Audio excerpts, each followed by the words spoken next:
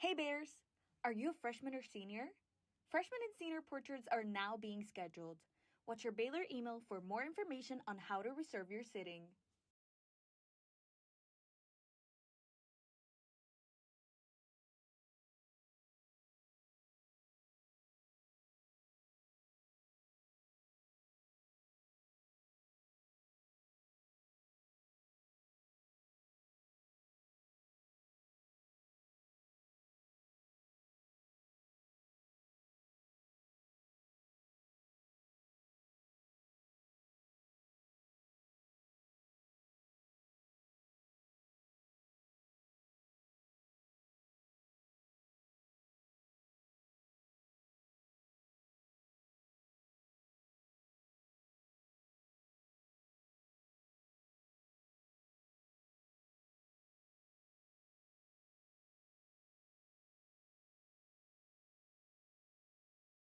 Stay informed and stay connected with Lariat TV News.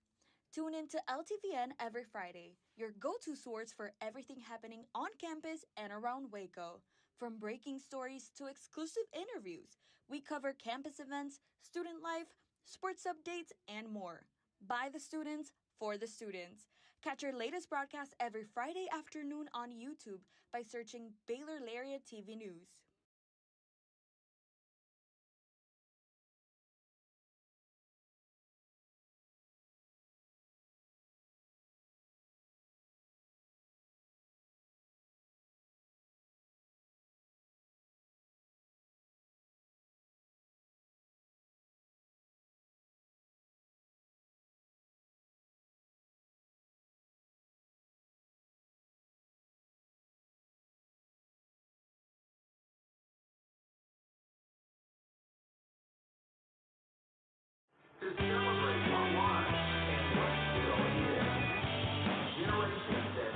Hello, everyone, and welcome to Baylor Football on Baylor Lariat Radio. It's a cloudy day here at McLean Stadium, and we've got a great matchup for you.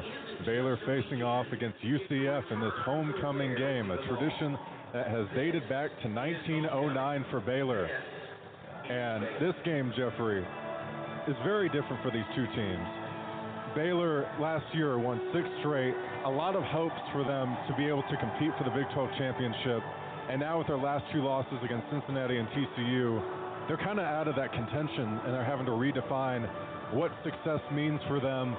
A lot of people, a lot of tension, a lot of people calling for Aranda's firing and just not where this team wants to be.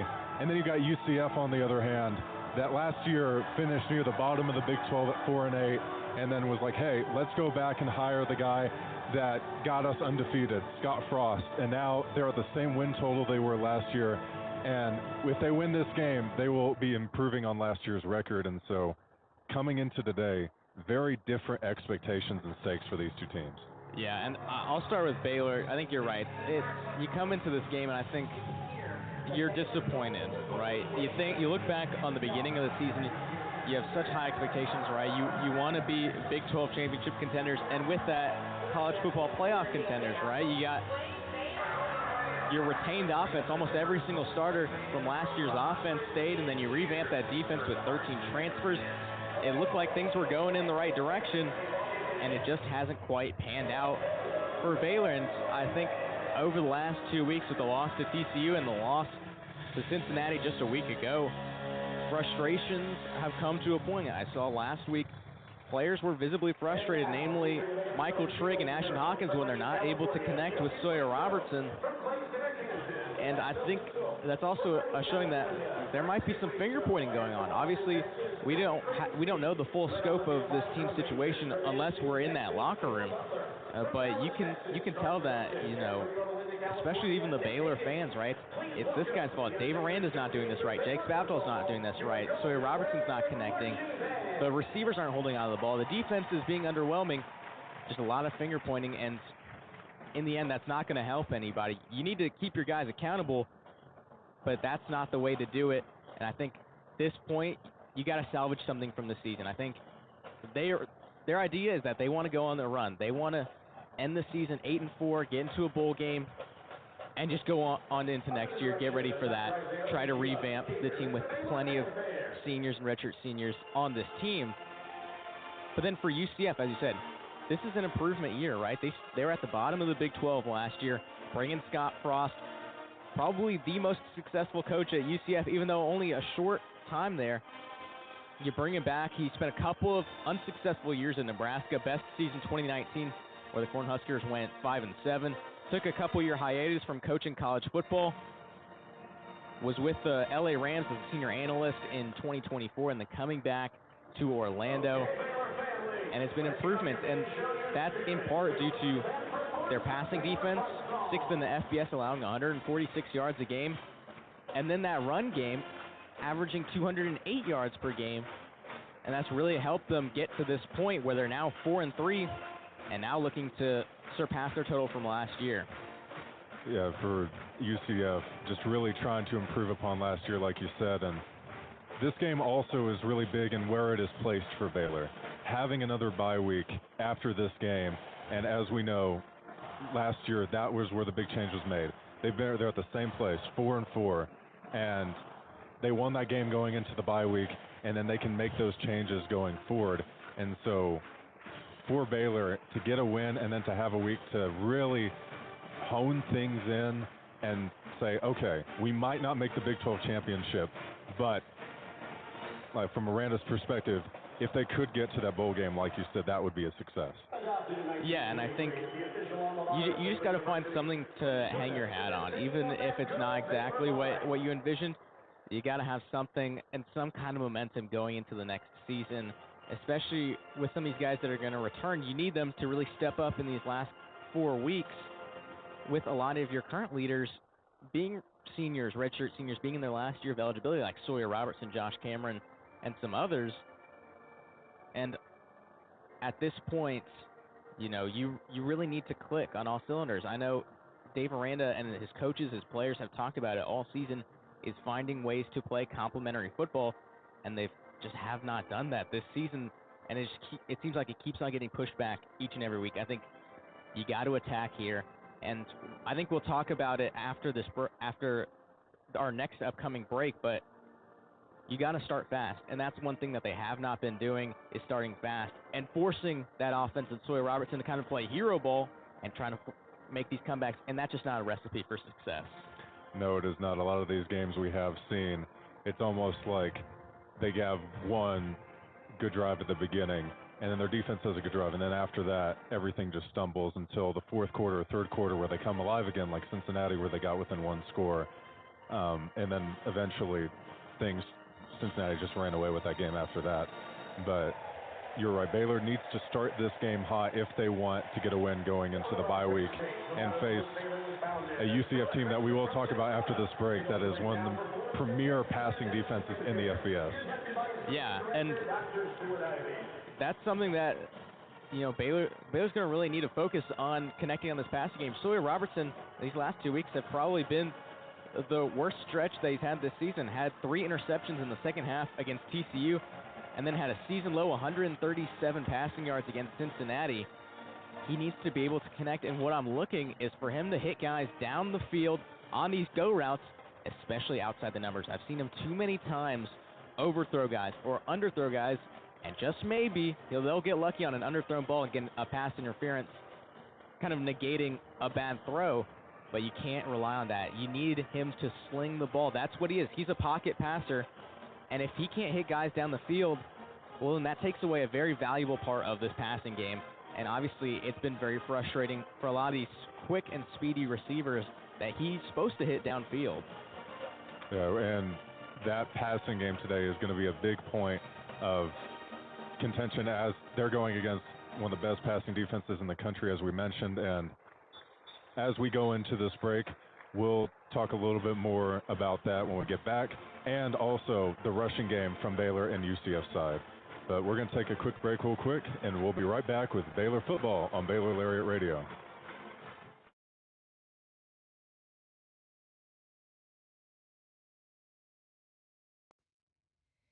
Hey there, Bears! Are you living your best life this year at Baylor? Well, we've got great news.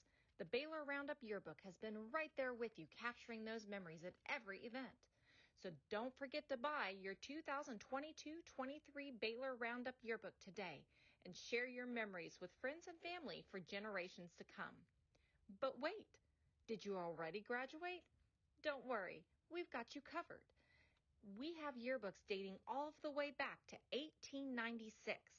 So visit our website today at www.baylor.edu/roundup and order your copy. That's www.baylor.edu/ROUNDUP. Have a great year, Bears, and sick 'em.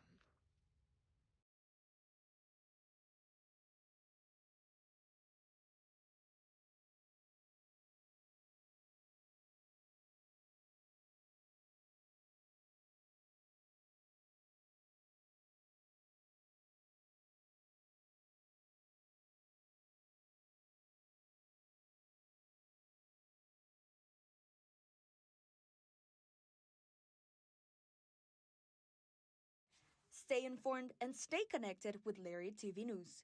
Tune in to LTVN every Friday, your go-to source for everything happening on campus and around Waco.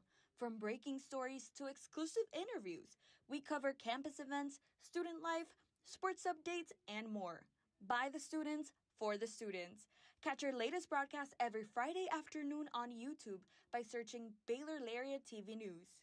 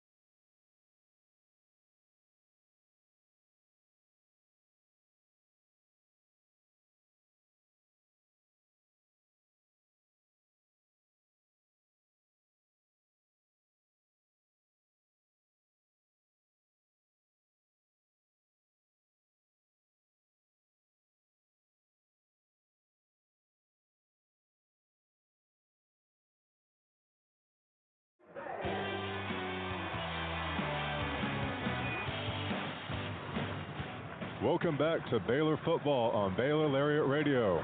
I'm Aidan O'Connor, joined alongside Jeffrey Cohen. And Jeffrey, this game, a big talking point is going to be the passing, as we were talking about before the break. Sawyer Robertson coming off not such a great week versus Cincinnati, and this UCF passing defense, one of the best in the country, and not allowing those big plays that Baylor is used to. And so for this game, people like Josh Cameron and Michael Trigg are really going to have to step it up to keep Baylor in the game.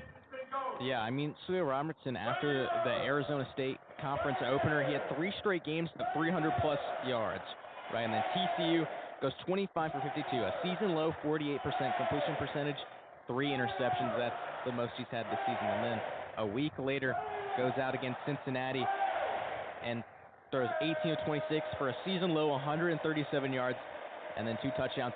In the 3 games they played in October, he has a 6-to-4 touchdown to interception ratio. you just can't have that. And UCF plays, they match up against Baylor very well, namely the passing defense, right? As we said, 146 passing yards allowed per game. That's 6th best in the FBS. And also just on the running game as well. They pull their offense, their running offense plays very well against Baylor's running defense, as Baylor's defense has struggled to stop the run. But with UCF, 208 rushing yards per game, top 20 in the FBS, and they just match up really well.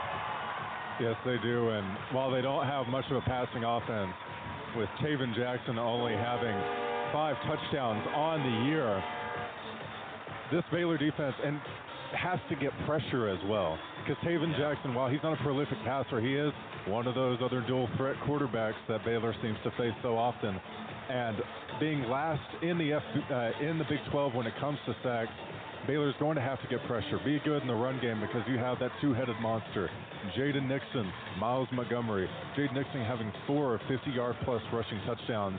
And as we've seen in the games we've called, especially with Avery Johnson ripping off that big run in the first game, you cannot let this UCF offense get out with these big touchdown plays early in the game.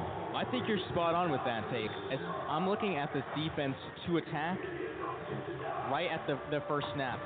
On Monday in Dave Miranda's press conference, he had mentioned, or he was asked, about the team starting slow in a lot of these games, and he said that there were too many guys that wanted to dip their toes in and kind of feel the temperature early, right? These guys, his players are kind of hesitant to start these games. They're trying to feel it out, but in this game, you don't have the time because it's not been working. You got to attack at the kickoff, and you have to be aggressive, and you have to be the enforcer throughout this game, from the first quarter all the way through double zeros at the end of the fourth quarter. Yes, and we'll talk about fourth quarter especially. This defense has allowed only 26 points for UCF all year in the fourth quarter, and that's where Baylor has made a lot of their comebacks. And their first quarter defense as well is really stout. So having that consistency from start to finish, and you mentioned this a little earlier, Sawyer having more accuracy on those go balls, but also Spavital calling things that are more in his wheelhouse, like those middle of the field throws that seem to get him so many yards, but don't get called until the third and fourth quarter. Yeah, and I think you gotta set Michael Trigg up for success. He's the guy that you want to find in the middle of the field. You gotta create those levels where those linebackers and those safeties, they have to make a choice. Are they going to go for the guy deep and leave the guy underneath open, or are they just going to hope that Sawyer Robertson doesn't see the guy downfield and try to defend the easier pass? You got to force him to make these decisions. You can't just let Michael Trigg man the middle all by himself. You got to give him some help, because after that big game that he had just a couple weeks ago against K-State, 155 yards, career high, teams are double teaming him, right? He's the guy that they're marking on that roster with a big fat circle and an X, right? He's the guy that they want to keep the ball out of his hands, and so you got to be able to create room and create that defense to make the decision to get off of Michael Trigg. And with all these points said, we're now going to go through the starting lineups for both of these teams as we get into this matchup. Starting with Baylor's offense, going from left to right on the offensive line. Number 65, Sean Tompkins. 62, Ryan Lingell. 72, Colton Price. 68, Omar Ibedion. 74, Caden Siraki. And then at running back, number 7, Bryson Washington. At tight end, number 1, Michael Trigg. Number 13, Sawyer Robertson. At quarterback. At wide receiver, number 2, Cole Wilson. And number 34, Josh Cameron. Now going on the defensive side for UCF. At edge, number 9, Najalit Kelly. At tackle, number 95, RJ Jackson, and 55, John Walker. And then at edge as well, 51, Malachi Lawrence. And then for nickelback, number 4, Braden Marshall. Linebackers, number 20, Lewis Carter. And number 0, Kelly Lawson. And then at corner, number 29, Jaden Bellamy, and number 7, Antoine Jackson. And safeties, number 2, Philip Dunham, and 23, Jaden Williams. Now switching over to the offense for UCF. Going from left to right on the offensive line, 69, Paul Rubelt, 64, guard Memelar, 52, Carter Miller, 77, Keegan Smith, and 78, Preston Cushman. At running back, 22, Miles Montgomery. Tight end, number 0, Dylan Wade. Quarterback, number 2, Taven Jackson. And at wide receiver, DJ Black, and number 7, Dwayne Thomas. Now going on to Baylor's defense, starting on the defensive line, going left to right. Number 50, Matthew Fobbs-White. Number 0, Jackie Marshall. Number 93, DK Kalu.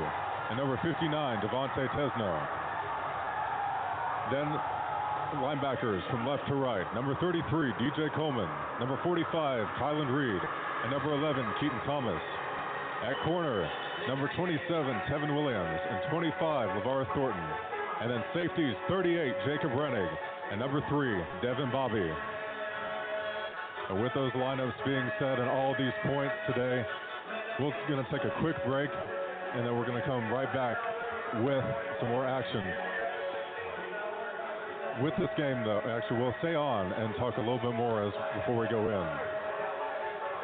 And for these teams, as it seems that Baylor going out onto the field now, as we've talked about over and over again, just such an importance on winning this game for everybody involved. Aranda keeping his job, the players having their moral up, and then just keeping the fans coming and having consistent attendance. Yeah, and I mean, you know, I'm looking to Jackie Marshall. We talk about him all the time, but really he's got to be able to stop this run game, especially when it's going down the middle, right? He's got to be able to make these tackles and slow down Miles Montgomery and Jaden Nixon and really help out these linebackers that have really struggled, particularly with injuries, right? Travion Barnes and Phoenix Jackson being out for the rest of the year, right? Keaton Thomas and Kylan Reed are manning the middle, it seems like almost all by himself. DJ Coleman also getting in on some of that action. Now Noah Ruella set to kick it off for UCF. Cole Wilson will let it bounce off the back of the end zone, and it will be a touchback. And this is what we've talked about. This drive is so important for Baylor. A lot of these games, they get up into the end zone, and then nothing comes of it. A turnover on 4th down or settling for a field goal. This drive has to end in a touchdown for the Bears. Yeah, and you really want it to seem almost effortless, right? I think they need to limit their 3rd downs this drive, right? You need to have more effective play calling on 1st and 2nd down. Get some good chunks and set yourself up for success. 1st and 10 at the 25. They'll hand it off to Bryson Washington. He'll go up the field for a couple yards, being tackled down by Cody Kozlowski. Yeah, Kozlowski spending the last 3 seasons at Colgate, 201 total tackles, 15.5 tackles for loss, 5 sacks, as well as 12 pass breakups. Now 2nd and 6 at the 29. Sawyer will throw a quick pass to Cole Wilson and won't give him much yardage there. And those are some of the plays that we've seen that haven't had a lot of success. Passes behind the line of scrimmage. Now a 3rd and 6 at the 29.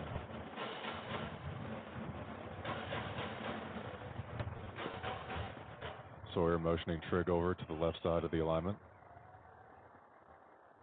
2 wide receivers to his right, 1 to his left. Washington in the backfield.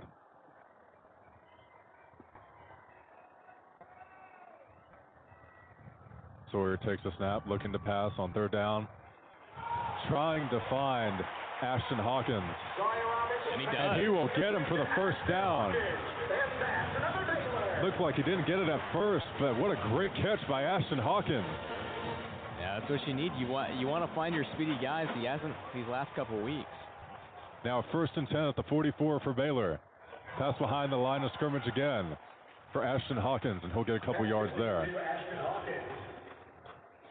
Ashton Hawkins been in and out this year in terms of his usage in the offense. Had a big game versus SMU, but not really anything since. Yeah, only 150-plus yard game since that SMU game. That was against TCU, 7 receptions for 95 yards. Now it's 2nd and 4 at the 50 for Baylor. Bryson Washington gets the handoff, and he will be tackled immediately. UCF playing great run defense there. 2 of their players being in the top 15 in Big 12 for tackles for loss, Malachi Lawrence and Najee Kelly. Yeah, and their edge rushers, they're elite, right? Right then on that last play, I saw Malachi Lawrence just overpower the right tackle, Caden Saraki, kind of forcing that tackle for loss. Now a 3rd and 5 at their own 49. Sawyer fakes the handoff. Passes it to Ashton Hawkins again. Josh Cameron, excuse me. Trying to make it to the first down. And it will be, let's see what they put them down here. Yeah, they marked Josh Cameron a yard past. Now holding on Michael Trigg. We'll push them back and they'll replay 3rd down. Looked like they were a bit confused there on calling the penalty or where to spot the ball. But now we've got a repeat of 3rd down.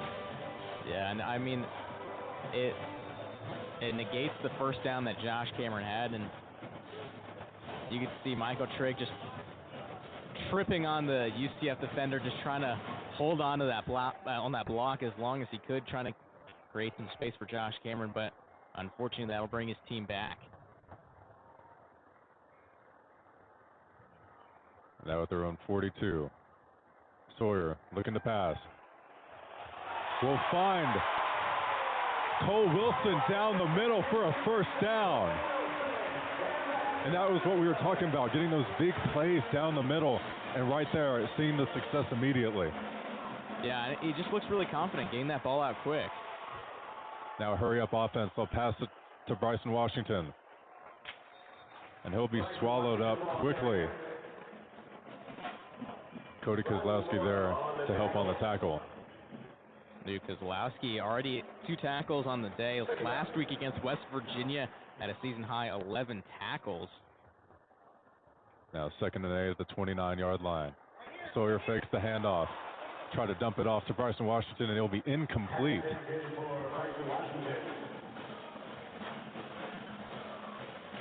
Just couldn't get into him there. A lot of pressure coming at Sawyer, too, from his right side. Yeah, and that was from Najee Kelly, who also had a season high in tackles last week against West Virginia, 8. He leads the team with 6.5 tackles for a loss, 3 sacks, also has 2 forced fumbles. Now a 3rd and 8 for this Baylor offense at UCF's 29. Sawyer motioning Cole Wilson to the right side of the alignment. And now they hand the ball off. Be Knighton going upfield, and he'll get the first down. Yeah, great job by Caden Knighton. They've seen some less action over the last couple weeks, but a great job just bouncing the run out to the left, finding some room, and moving the chains on a 3rd and long. Now a 1st and 10 at the 13. Baylor in the end zone. Sawyer looking to pass again, looking to his right, looking for Trigg in the end zone, and it's caught! Michael Trigg!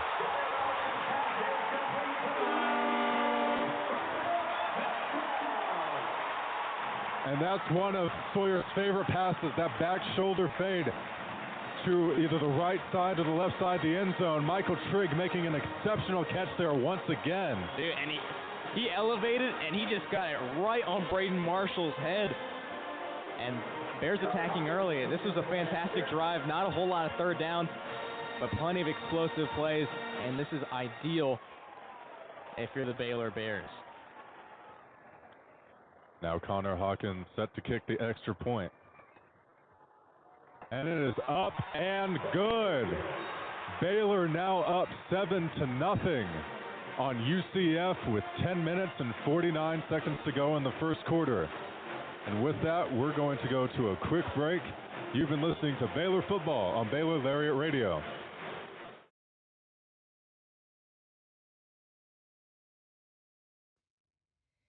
Hey there, Bears. Are you living your best life this year at Baylor? Well, we've got great news. The Baylor Roundup Yearbook has been right there with you, capturing those memories at every event. So don't forget to buy your 2022-23 Baylor Roundup Yearbook today and share your memories with friends and family for generations to come. But wait, did you already graduate? Don't worry, we've got you covered. We have yearbooks dating all the way back to 1896. So visit our website today at www.baylor.edu/roundup and order your copy. That's www.baylor.edu/ROUNDUP. Have a great year, Bears, and sick 'em.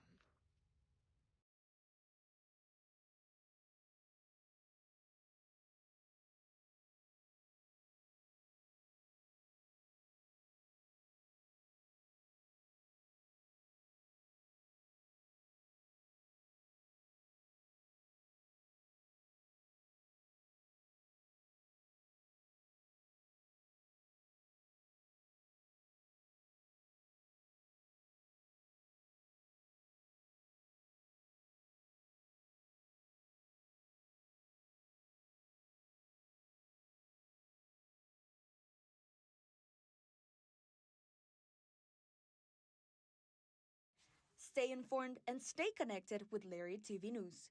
Tune in to LTVN every Friday, your go-to source for everything happening on campus and around Waco. From breaking stories to exclusive interviews, we cover campus events, student life, sports updates, and more. By the students, for the students. Catch your latest broadcast every Friday afternoon on YouTube by searching Baylor Lariat TV News.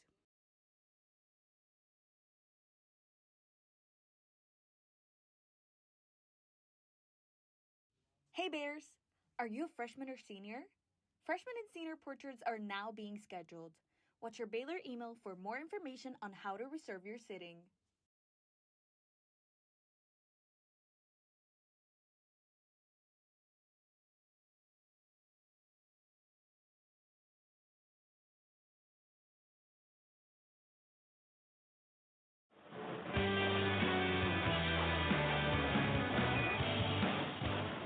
Welcome back to Baylor Football on Baylor Lariat Radio. Baylor now up 7-0 after the Michael Trigg touchdown with 10 minutes and 49 seconds to go in this first quarter.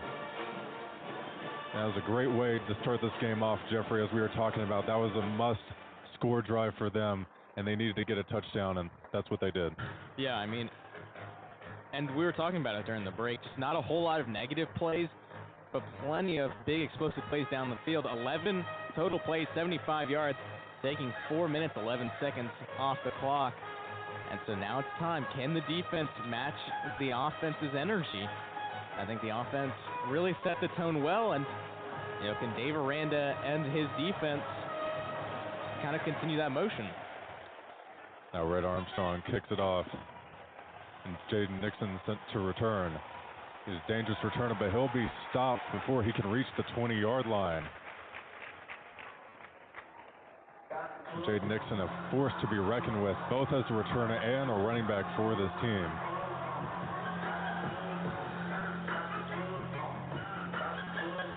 Baylor defense comes out onto the field now. UCF will have a 1st and 10 at their own 17. Jaden Nixon in the backfield with quarterback Taven Jackson. 2 wide receivers to his right, 1 to his left. He'll fake the handoff, pass it to Dwayne Thomas, and Dwayne Thomas will not get anywhere, being wrapped up by Devin Bobby. Yeah, Devin Bobby, LeVar Thornton combining on that tackle. Devin Bobby, 49 tackles on the season. He's had 2+ total tackles in all 8 games he's played so far. Looking to keep up that momentum. Now a 2nd and 8 at their own 19. 2 wide receivers to his left, 1 to his right. Jackson fakes the handoff. Under pressure, looking to his left, and it'll be dropped. Baylor defense had it in their hands. LeVar Thornton. It'll be incomplete. Could have been a big chance there for a pick 6. I think that was exactly what I wanted to see. They had plenty of pressure. They had 3-4 guys in Taven Jackson's face. Tried to loft one on a guy coming across the field. He throws it too high and too far behind. LeVar Thornton had it right in his hands, just couldn't come up with it. Frustrated with himself. But again, that's exactly what you want to see. Now a 3rd and 8 for UCF at their own 19. 2 wide receivers to Jackson's left, 2 to his right. Jackson under pressure, tries to get it to Dwayne Thomas, and it's behind him and dropped. Now a 4th down. Baylor defense coming out hot, getting a stop early. Yeah, and just, again, more pressure. Taven Jackson trying to get this ball out early with the guy in his face. And just another ball that's thrown behind Dwayne Thomas. It's a good start for Baylor. Just can they keep it up throughout this entire first half and really set themselves up well to kind of take off in the last 30 minutes. Now Anthony Veneri punting from UCF's 19. Josh Cameron set to return. Josh Cameron will receive it, trying to make some room, going left towards the sideline, and will go out of bounds. And for Baylor, you really couldn't ask for a better start.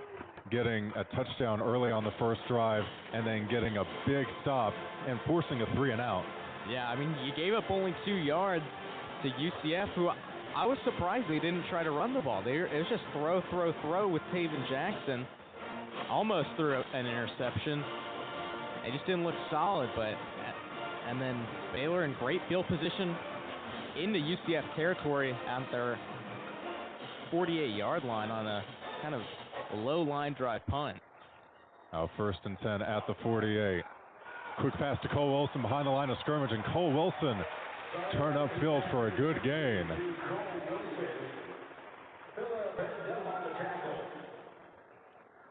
Now Baylor getting set up in the hurry-up offense. With a 1st and 10 at UCF 37, handoff to Washington. Washington will go up the field before being smothered by UCF's defensive line.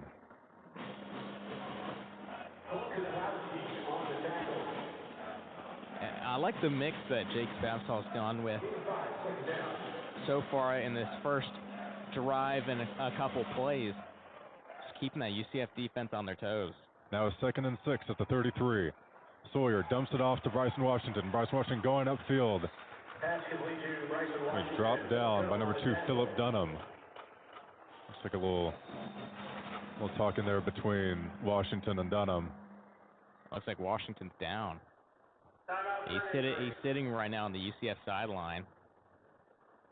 It's a pretty big hit there by Dunham towards Washington's lower leg, it seemed. Yeah, just kind of flipped him around. Kind of the exact same tackle that he had on Cole Wilson on that check down just a play earlier. Hopefully he's okay. Such a big part of this Baylor offense and has been struggling with injuries dating back to last season.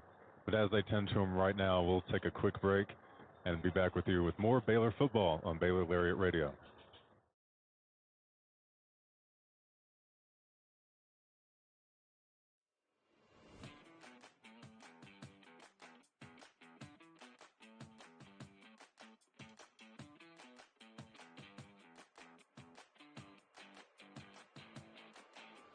Hey Bears! Are you always the last to know about what's happening at Baylor? Are you left quiet in a group when talking about last week's game? Well, you haven't gotten your morning buzz yet. Did you know you can get your dose of current Baylor news every Tuesday through Friday straight to your inbox? The Baylor Lariat Morning Buzz e-newsletter provides you with breaking Baylor stories, local events, and in-depth sports coverage daily. You can be in the know on all things Baylor. If you aren't already buzzing, go to BaylorLariat.com. That's BaylorLariat.com and click the subscribe now to get your morning buzz from the Baylor Lariat.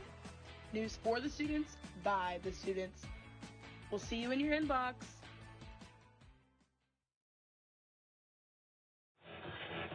Welcome back to Baylor football on Baylor Lariat Radio.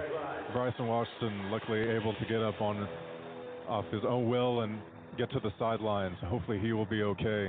We'll monitor his status. Now a 3rd and 1 for this Baylor offense at UCF's 28. 2 wide receivers to Sawyer's right, 2 to his left. Sawyer fakes the handoff. Looking downfield. And Philip Dunham breaks it up. It looked like it was going to be a touchdown for Cole Wilson. Dunham coming in there and making the breakup. Yeah, Philip Dunham almost getting the pick. Kind of ran into his own nickelback, Braden Marshall. But again, Sawyer Robertson just kind of underthrowing that ball to Cole Wilson. Almost had 6. Now a 4th and 1 at UCF's 28. Klopfenstein being motioned near the offensive line.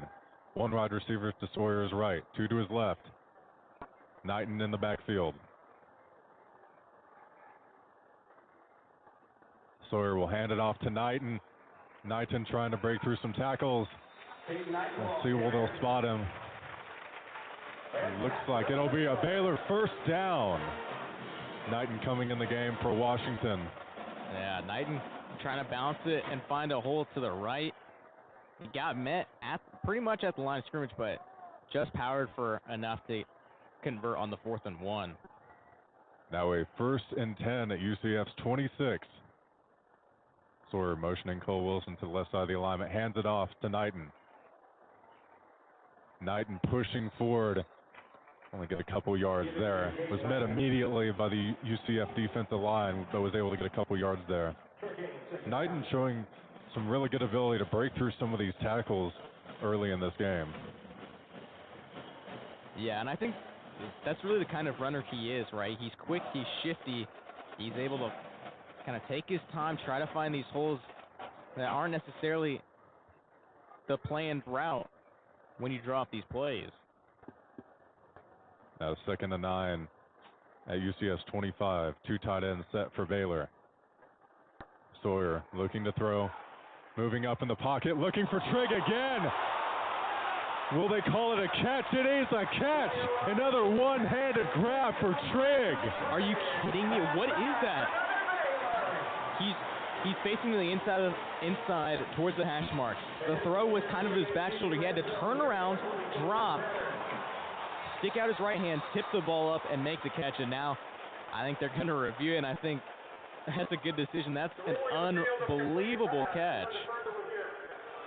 That's if it stands. We had one of these a couple weeks ago when we were calling the Kansas State game. Trigg made an amazing catch on the sideline, and it was turned back. So Trigg hoping here that it stands. Yeah, I mean, I was questionable when I first saw it. I mean, I thought it was unbelievable that, almost inconceivable that he could come down with that. And we'll see the review in just a few moments, but as I said, it's unbelievable having to twist his body to the outside, stick his right hand out, tip the ball up, and then grab it with that right arm while on the ground. Just unbelievable body control from a tight end, which you don't normally think of having that kind of catching ability or acrobatic ability. But again, Michael Trigg, he's not your normal tight end. He's very much almost like a larger wide receiver. Not much of a blocker, but just unbelievable athleticism and hands on that play. And Michael Trigg, this year has been such an exceptional year for him. One of the best tight ends in the nation, leading the FBS in yards and tied 2nd in receiving touchdowns going into this game. And it is upheld. That was a catch by Michael Trigg. Unreal. 2 amazing catches for him today, and now that sets up Baylor at the 2-yard line with a first down. To watch the replay here of Trigg's catch. That was amazing. Yeah, there's very, very few guys that can do that. Even receivers, that's extremely difficult to do, to twist your body like that and make that catch one-handed while falling. But again, Michael Trigg, who's been shooting up people's draft boards this season, he's special. Now 1st and 2 for Baylor at UCF's 2. They'll fake the handoff, pass it to Cameron in the end zone, and it's a touchdown for Baylor. A slant pass in the end zone, and Sawyer is on fire today. Yeah, I mean, that's what you want when you're at the 3-yard line. Just make it simple, right? You don't need to throw a fade to the back corner of the end zone always. You fake the handoff on the play action, and you just find Josh Cameron beating the man coverage on the slant and just hit him right in the chest for 6 more points. Now Connor Hawkins set to kick the extra point here to make it a 14-0 game.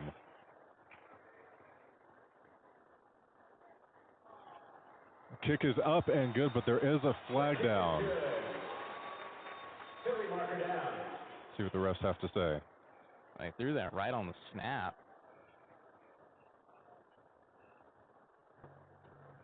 Yeah, but Connor Hawkins already on the field for the second time after not appearing in that game against Cincinnati.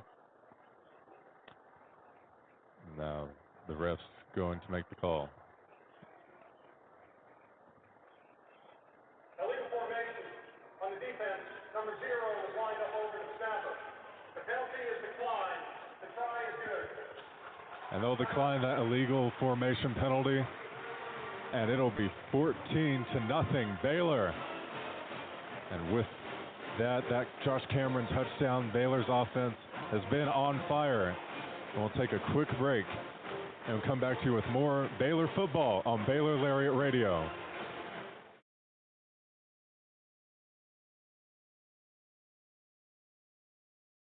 Stay informed and stay connected with Lariat TV News. Tune in to LTVN every Friday, your go-to source for everything happening on campus and around Waco. From breaking stories to exclusive interviews, we cover campus events, student life, sports updates, and more. By the students, for the students. Catch your latest broadcast every Friday afternoon on YouTube by searching Baylor Lariat TV News.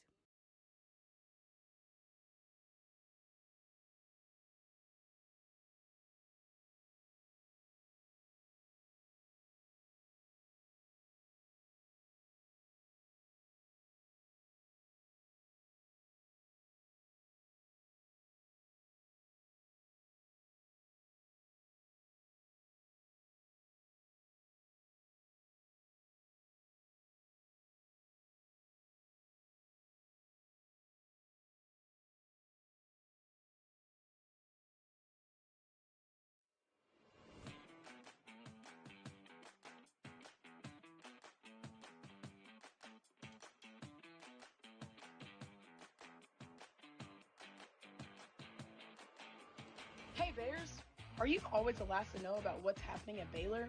Are you left quiet in a group when talking about last week's game? Well, you haven't gotten your morning buzz yet. Did you know you can get your dose of current Baylor news every Tuesday through Friday straight to your inbox? The Baylor Lariat Morning Buzz e-newsletter provides you with breaking Baylor stories, local events, and in-depth sports coverage daily. You can be in the know on all things Baylor. If you aren't already buzzing, go to BaylorLariat.com. That's BaylorLariat.com and click the subscribe now to get your morning buzz from the Baylor Lariat. News for the students, by the students. We'll see you in your inbox.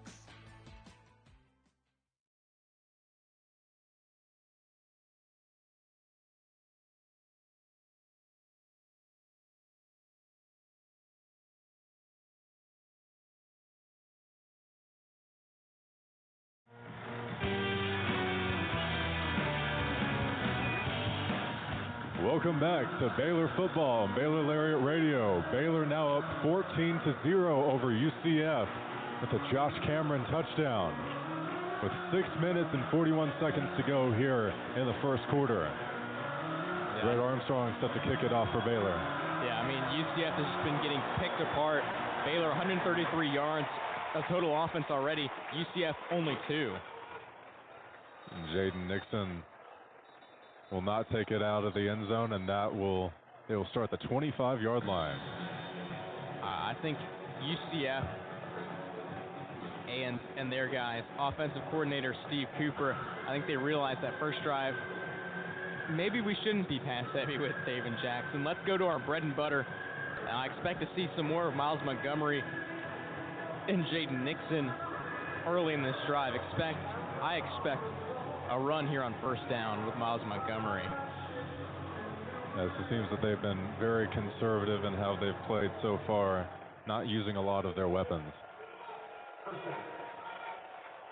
Now 1st and 10 at the 25. It'll be a handoff to Dwayne Brown.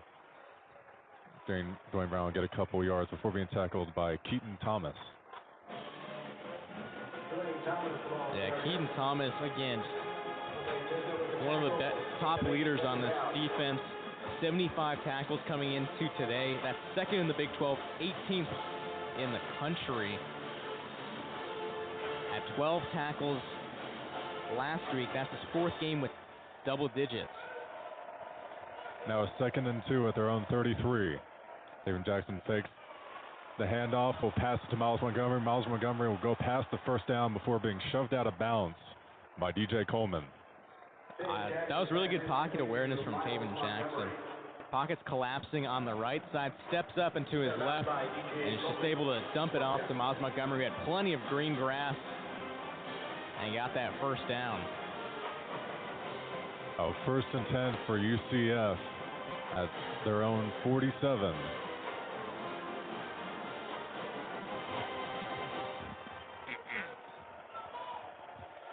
Now DJ Black being motioned to the left side of the alignment.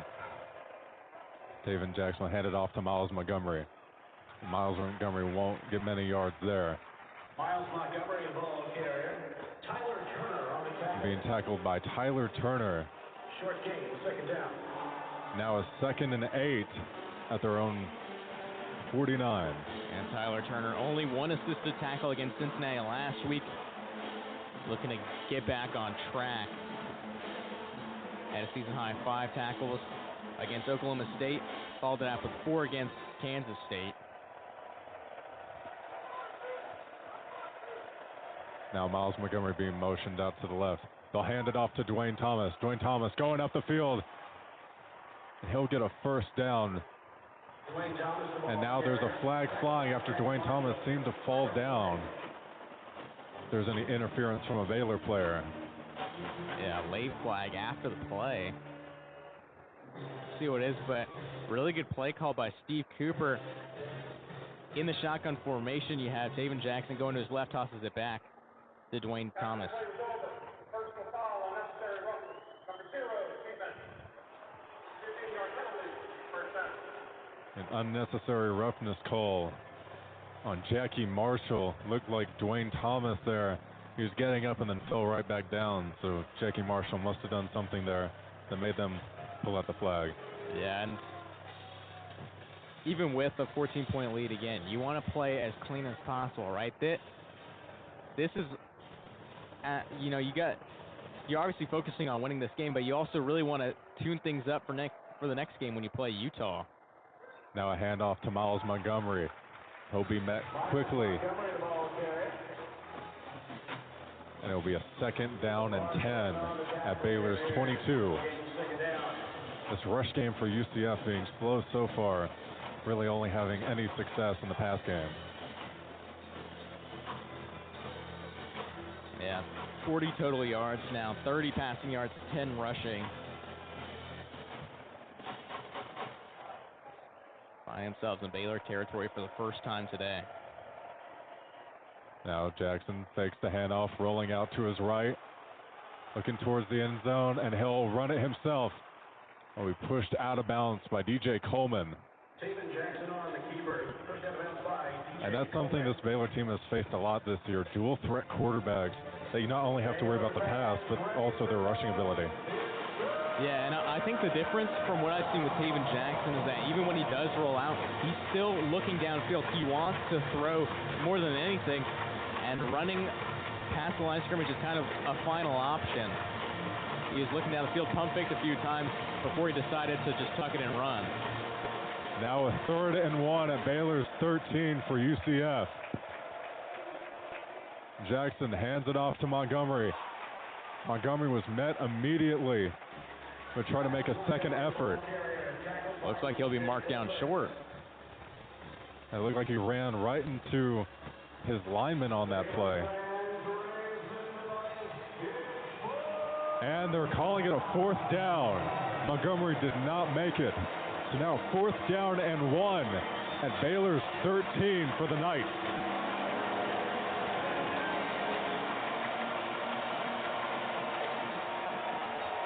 Jackson under center. Fakes the handoff under duress, looking towards the end zone, and it'll be incomplete. The two receivers in the area, but it was nowhere near either of them. Jacob Redding, one of the safeties in coverage. Yeah, tried to find Carl Jenkins in the end zone. The freshman out of St. Augustine, Florida, was calling for a flag, but again on 4th and 1, you have Taven Jackson under center going back and then rolling out to his right under a lot of pressure and is eventually thrown away. So some more great pressure from this Baylor front that we haven't seen a whole lot of this year, but it's starting to pay dividends today. And with that, as Baylor gets the stop, and we're going to take a break real quick, and we'll be back with their next offensive drive. Thank you for listening to Baylor Football on Baylor Lariat Radio. We'll be right back. Stay informed and stay connected with Lariat TV News. Tune in to LTVN every Friday, your go-to source for everything happening on campus and around Waco. From breaking stories to exclusive interviews, we cover campus events, student life, sports updates, and more. By the students, for the students. Catch our latest broadcast every Friday afternoon on YouTube by searching Baylor Lariat TV News.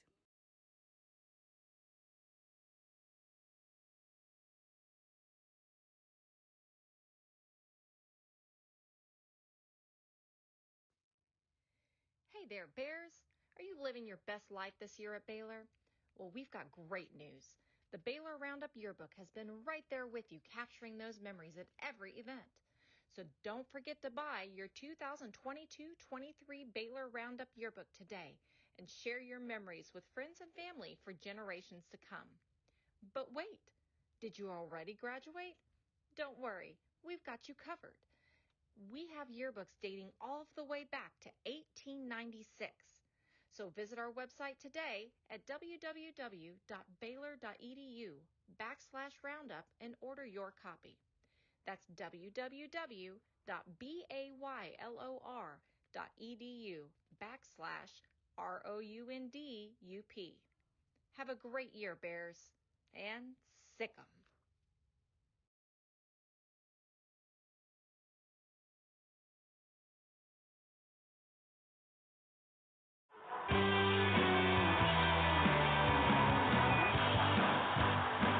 Welcome back to Baylor Football on Baylor Lariat Radio.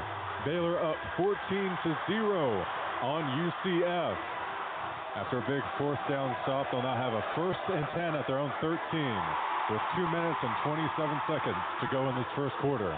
Yeah, we were saying on that 4th and 1 during the break, just kind of a weird play call by UCF. You have Taven Jackson throwing on 4th and 1, but he got that under center, so now he's going to have to drop back, and then a lot of pressure in his face, rolls out to his right, and then just kind of throws up a prayer in the end zone that doesn't connect, and the Bears take over on downs.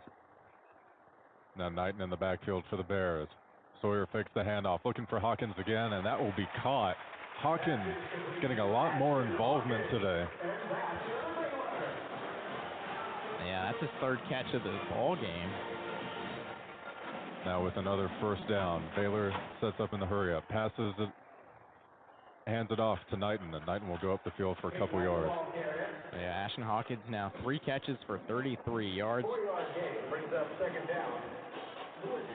Now he's 2nd and 6 for Baylor at their own 29. 2 wide receivers to Sawyer's left, 1 to his right. Klopfenstein behind the right tackle, and Knighton in the backfield.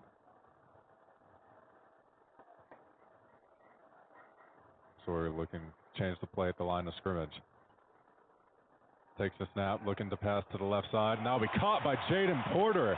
That'll be another 1st down for Baylor. Yeah, Jaden Porter starting to get some more action. That's his 3rd catch on the season. Had 1 for 18 yards against TCU, and then last week had 1 for 4 yards. And now tack on a couple more. Now 1st down and 10 at their own 49. Sawyer fakes the handoff to Knighton. Under pressure. He'll escape out of the sack. And we'll pass it to Knighton. Knighton going up the field.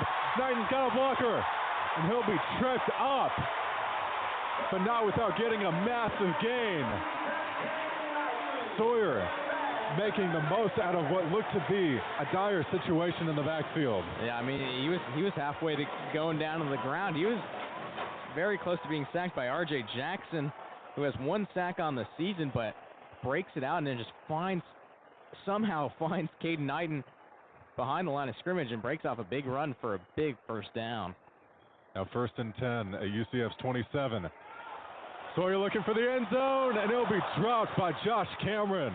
It was in his hands, but couldn't haul it in. Again, I like it. That was a great throw. He hit him right in the hands, right over the head of Antoine Jackson, starting cornerback junior out of Lauderhill, Florida. Josh Cameron, you just got to come down with that. But again, I'm loving what I'm seeing from Sawyer Robertson. Already 159 passing yards. That's more than what UCF gives up an average a game, and we're only through the first quarter. Now Sawyer throws it to Ashton Hawkins, and he'll be tackled immediately by Philip Dunham. Looking like he wasn't going to make the catch initially, but hauling it in. Yeah, another one-handed grab on the flat. And since he got tackled behind the line of scrimmage, you think now in hindsight, maybe you could have afforded to drop that one, but.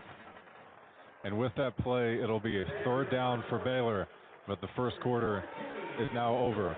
And with that, we'll take a quick break and be back with the second quarter with more Baylor football on Baylor Lariat Radio.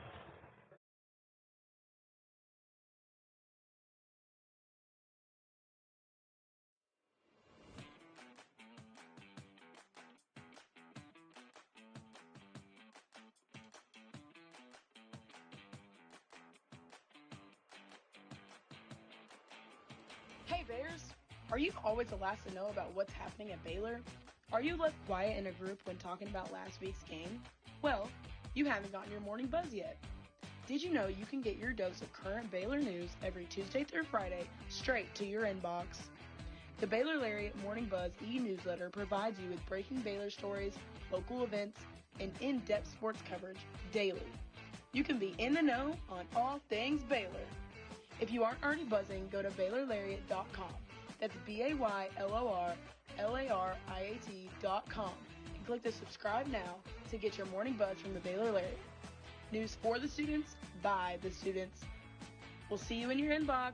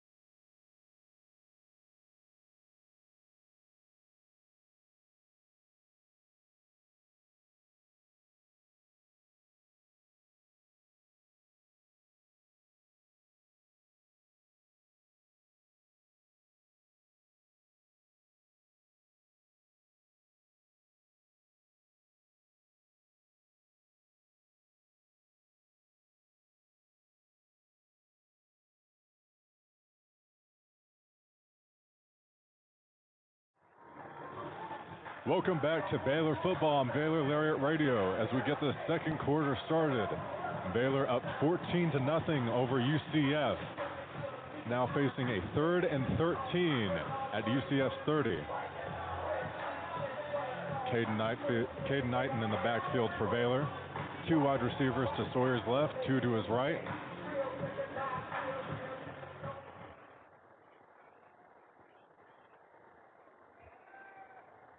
Sawyer take the snap, looking to his left. Passes it to Hawkins. Hawkins will go up the field and won't get enough for the first down. Looks like Connor Hawkins will be called upon to make the field goal here. Yeah, as we mentioned, Connor Hawkins didn't have to play last week against Cincinnati. Baylor already had dug themselves a hole in the first half, and they either went for it on pretty much every 4th down they had inside, like in field goal range, or they went for 2. So first action he's getting since the TCU game, where he went 2 for 2 from field goal range, long of 42, and then 2 for 2 from extra points. Now this field goal is up and good. Now he'll be 10 for 11 on the season, only missing 1 field goal. Baylor now up 17-0 over the Knights. And we're going to take a quick break, and we're going to keep going, And this game so far has been very interesting with how the Knights have really not played to any of their strengths when it comes to rushing the ball or using even Taven Jackson as a rusher, for instance, and Baylor's taking full advantage. Yeah, and you know, it's been very confusing. I'm like, why? And we haven't seen Jaden Nixon on the field yet, like on offense. We've just seen Miles Montgomery pretty much, and I think you gotta switch up your looks in the run game. I think they did that a little bit on the Dwayne Thomas kind of trick play, but I mean, other than that, it's been pretty vanilla play calling, and again, as you said, not playing to their strengths, which has been the run game all season. And Taven Jackson just has not looked comfortable. A lot of guys getting in his face, putting pressure, kind of overpowering that UCF offensive line. And so far, they've kept UCF off the board through the first quarter and some change. Now Rhett Armstrong kicks it off for Baylor. Jaden Nixon will take a knee. And UCF will start the 25. And that was something we were talking about too. Jaden Nixon, such a threat as a returner, and they have not. He only brought it out once so far. And it seems like you want to use these players' strengths, and UCF just not doing that. Yeah, and I mean, I think he's particularly fond of McLean Stadium. Back in 2022 when he was with Oklahoma State, had a 98-yard kickoff return touchdown against the Bears. And that won him Big 12 Special Teams Player of the Week and Co-Newcomer of the Week. He's also averaging 25 yards per return with a return touchdown as well, 96 yards. Now 1st and 10 for the Knights at their own 25. Jackson looking to pass. He'll find DJ Black and get a first down for UCF. Excuse me, that was number 0, Dylan Wade on the catch.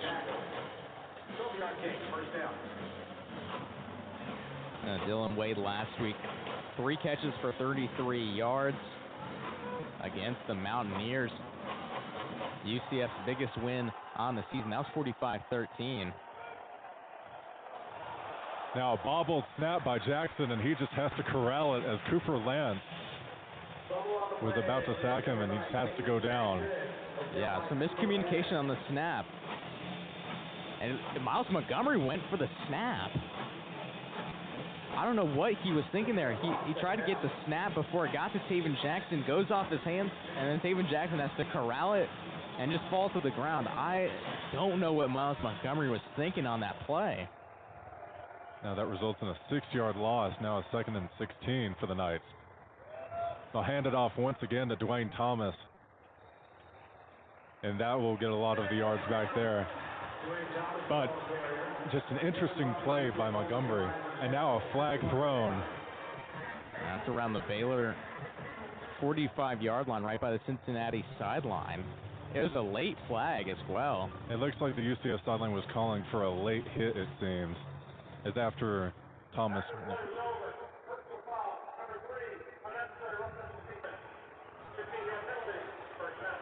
And that is what it was. Unnecessary roughness by number 3, Devin Bobby.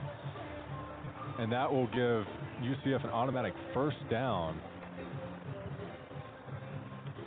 You know, even with how good the defense has been so far, that's been a little frustrating. That's the second unnecessary roughness against this defense, and you can't kill yourself. With a group that's been underwhelming and underperforming this season, you can't be killing yourself. Another bobble snap, and Jaden Nixon is met immediately in the backfield. Looks like that was Trent Thomas. And that two bobbled snaps on this drive, just a sloppy play by UCF. And so now I think this gives some good context to when Miles Montgomery got this snap. I think that was designed, right? It looks like the snap is going to go to Taven Jackson, who's in the shotgun, but it goes slightly to a side and a direct snap to the running back. Now Jackson fakes the handoff, takes it himself, and he won't get anywhere. That's Kyler Jordan on the tackle right there. Now a third down. Third down and 12 at Baylor's 45. Yeah, Kyler Jordan last week tying a season high 3 total tackles against Cincinnati. Also had that number against Oklahoma State.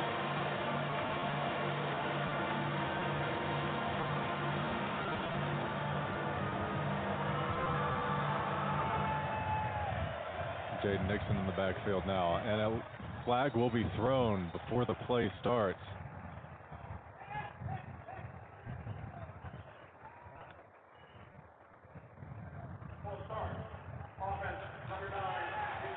That'll be a false start on DJ Black, which pushes UCF even further. Yeah, that's not what you want to see, but what I saw on what was going to be a play, Caleb Burns just getting thrown by the big left tackle, Paul Rubel, standing at 6'10", 310 pounds, out of Frankfurt, Germany. Now 3rd and 17 at the 50-yard line. The Knights trying to keep this drive alive. Jay Nixon in the backfield. 2 wide receivers to Jackson's right, 1 to his left. Looking to throw. Looks to his right downfield, and it will be caught, but he'll be shoved out of bounds.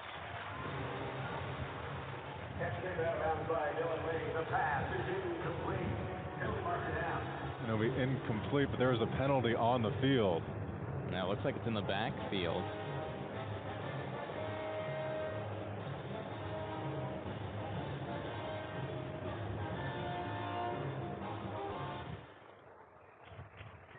Going to be holding on the offense. Let's see what he has to say. Holding, number 62, offense. The penalty is declined. 4th down. That's holding on the backup left guard, Jabari Brooks, but that will be declined as the pass was already incomplete. And Baylor's defense getting another stop.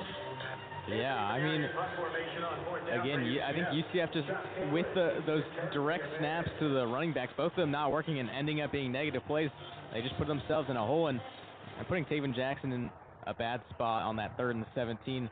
Tried to make the connection, but again, his throw is too far to the sideline. Dwayne Thomas is shoved out of bounds. Now Anthony Veneri punting it from the 50-yard line to the Knights. Josh Cameron set to return. Josh Cameron will take it out. He has a lot of room to his left. He'll go out near the 30-yard line. You can feel the anticipation from the fans seeing that gap. And Josh Cameron getting a good amount of yards there and setting Baylor up in very good field position. Yeah, I mean, he came into this season, he's a preseason first-team All-Big 12 punt returner. Just hasn't had too much room or opportunity to break off some big returns, as long as 31, but averaging only 4.8 yards per return. And so whenever he gets that space, you get a little excited, you get a little giddy if you're one of the Baylor fans, because with how this game is going, everything just seems to be clicking and going your way. So maybe get another explosive play from Josh Cameron. And with that, we'll take a quick break. And we'll be back with you with Baylor back on offense. Baylor Football on Baylor Lariat Radio.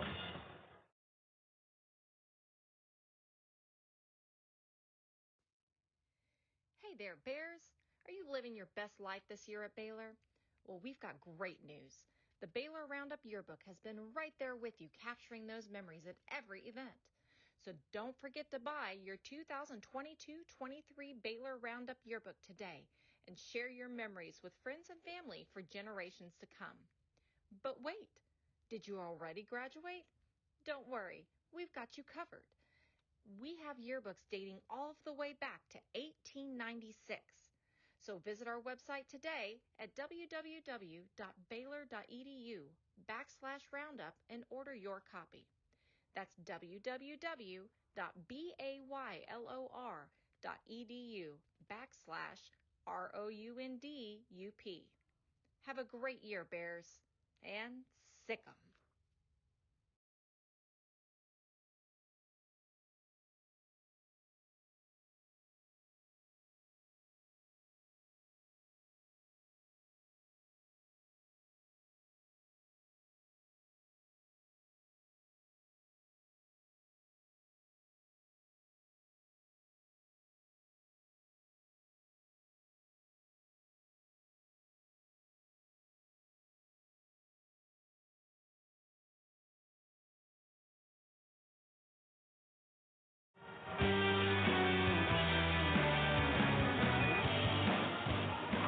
Welcome back to Baylor Football on Baylor Lariat Radio. Baylor up 17-0 over UCF with 11 minutes and 5 seconds to go in the second quarter. Baylor now on offense after making a big stop once again on defense. Bryson Washington now back out onto the field for Baylor. Sawyer will hand it off to him.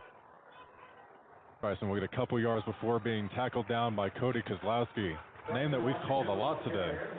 Yeah, we have, and with that tackle, that's his third of the game, and he's tied for the lead on UCF defense. Now 2nd and 14. The second down, a quick pass to Cole Wilson, and he'll go up and get the first down. Dude, fantastic block by Josh Cameron. Looked like he was probably about a split second away from getting a holding call, but puts his hands up just in time. Going up against number 29, Jaden Bellamy. Now Sawyer looking to pass again on this first down. Trying to find Josh Cameron, and that will be dropped. That was good coverage there by number 29, Jaden Bellamy.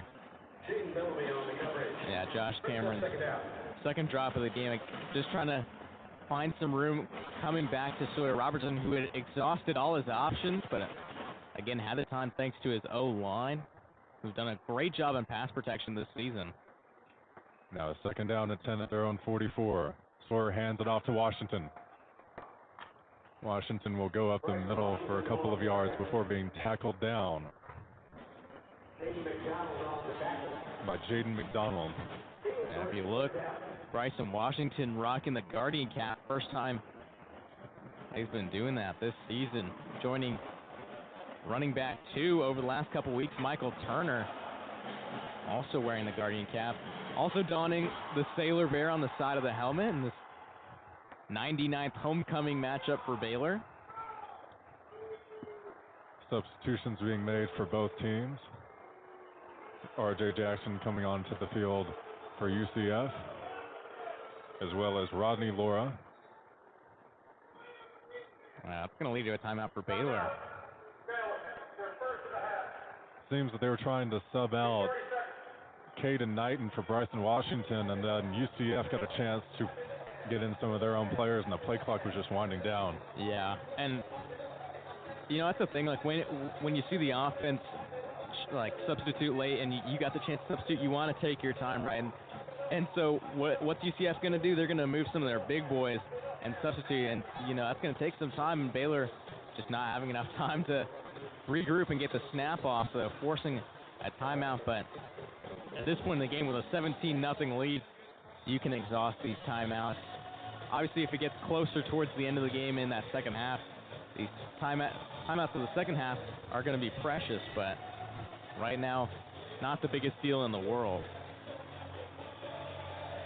Now it seems that Knighton will stay out on the field for Baylor. And Jackson and Laura will stay out on the field for UCF as well for this 3rd and 7 at Baylor's 46. Trick being motioned out to the left. Handoff to Knighton. Knighton going out the right side. Has some room. Breaks the tackle, hurdles the man. It will be shoved out of bounds, but not before he can get the first down. Knighton showing a lot of athleticism today, breaking multiple tackles.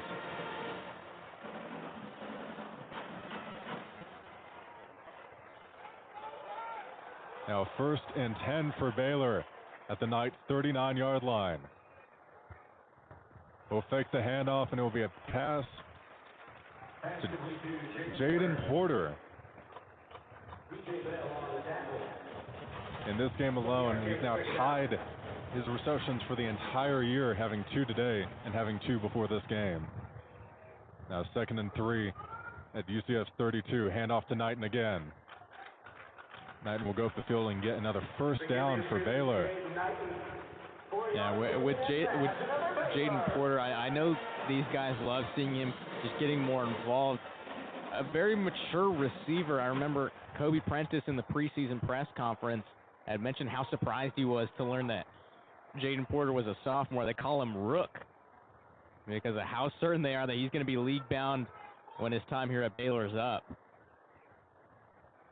Now 1st and 10, the 28-yard line for Baylor. Sawyer looking to pass. Tries to find Cameron again, but that will be dropped. Cody Kozlowski on the breakup. Sawyer Robertson still trying to find that connection with Josh Cameron. Third straight time he's targeted him, and it's ended up in the ball hitting the grass. Had that touchdown reception earlier, but since then it's been a lot of pass breakups anytime the ball gets thrown Cameron's way. Now 2nd and 10 at the 28. Handoff to Washington, and Washington will be smothered at the line of scrimmage.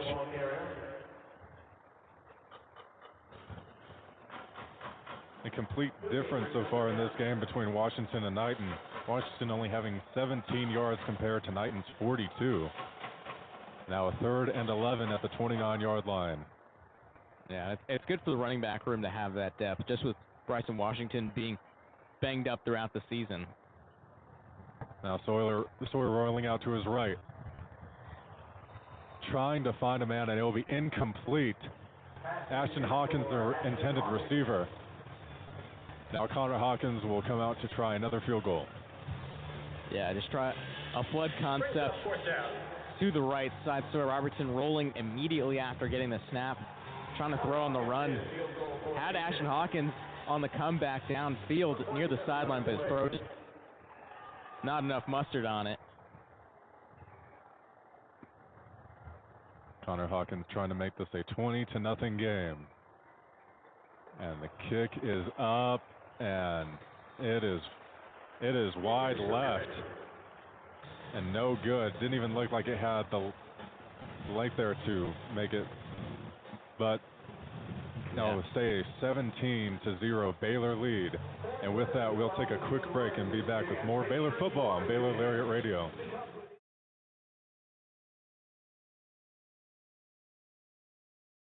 Hey Bears! Are you a freshman or senior? Freshman and senior portraits are now being scheduled. Watch your Baylor email for more information on how to reserve your sitting.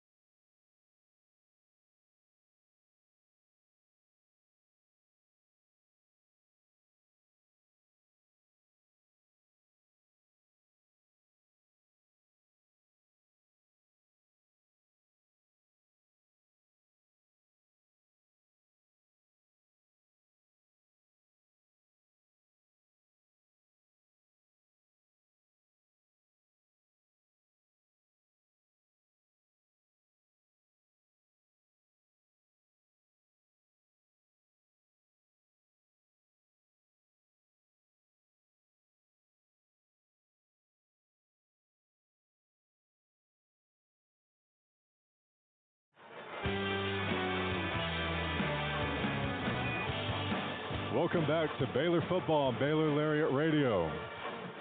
17-0, Baylor leading with 7 minutes and 22 seconds to go in the second quarter after the Connor Hawkins missed field goal. The UCF set to start their drive at their own 29. Trying to get something going on offense. Had a couple plays the last two drives with some good passes from Taven Jackson, but just the run game has not been there today. Miles Montgomery in the backfield now, and they'll try to hand it off to him. He'll be met immediately by Keaton Thomas. Like I said, that run game going nowhere today for UCF. Yeah, right now they have, before that run, they had only 11 total rushing yards. Now with 15 with that 4-yard run. It's just been tough sledding for the offense. I have a quick pass to Dylan Wade. It looks like that'll be a first down. Yeah, Dylan Wade, one of many transfers coming into this UCF team. Spent the last 2 seasons at Maryland. Totaled 33 receptions on 395 yards. Also got 4 touchdowns with the Terps. Now a 1st and 10 at their own 42. There'll be a flag thrown before the play can start. Looks like it's going to be a false start on UCF.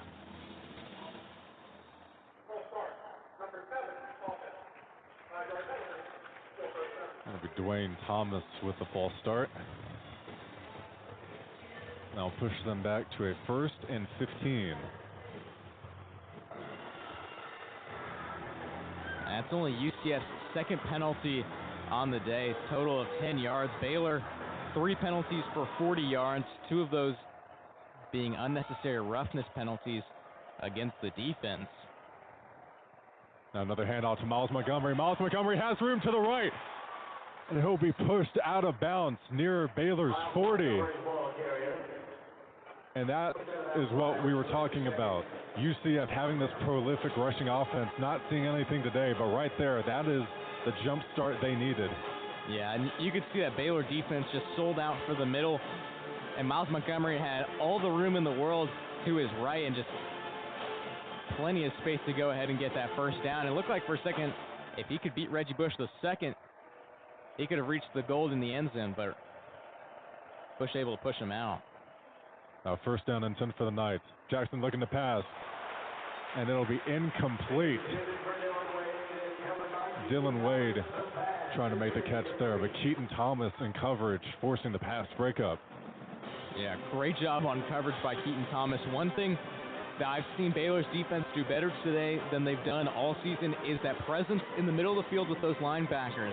You have Keaton Thomas going back with Dylan Wade on that route playing man-to-man, and then you've got Kylan Reed almost as a spy for Taven Jackson, just kind of manning the middle of the field. Now a quick throw to Dylan Wade again. Got a couple yards on that play, but not much. Now a 3rd down for UCF. And I think if you're Baylor, you got to do what you've been doing all game, and you got to force UCF to go to the outside. Again, linebackers need to have that presence in the middle, and I think that's what's been working so well is that UCF hasn't been able to find much down the middle, and they're forced to go to the outside and beyond the hashes. Now 3rd and 6 at Baylor's 42. He'll fake the handoff. Jackson run it himself. Now he'll pitch it to Miles Montgomery. And it looks like it won't be enough for the first down.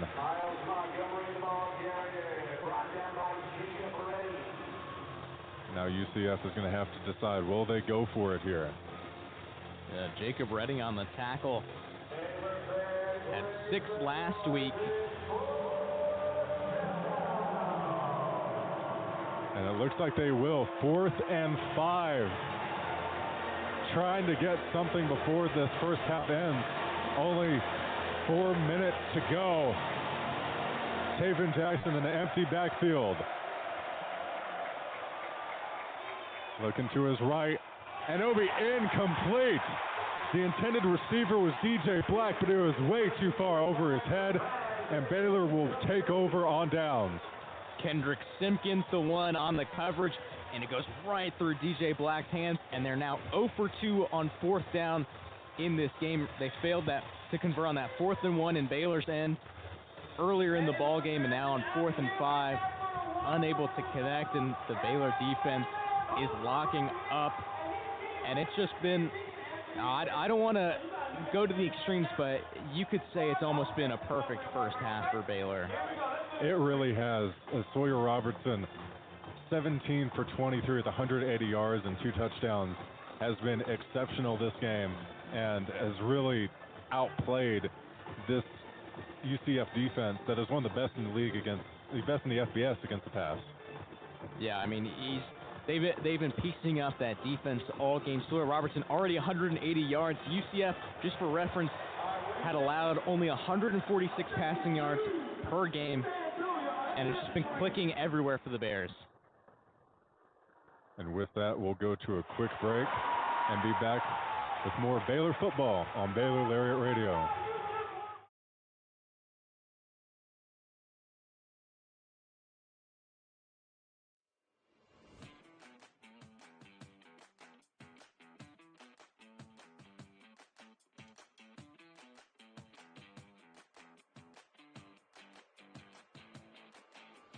Hey Bears, are you always the last to know about what's happening at Baylor?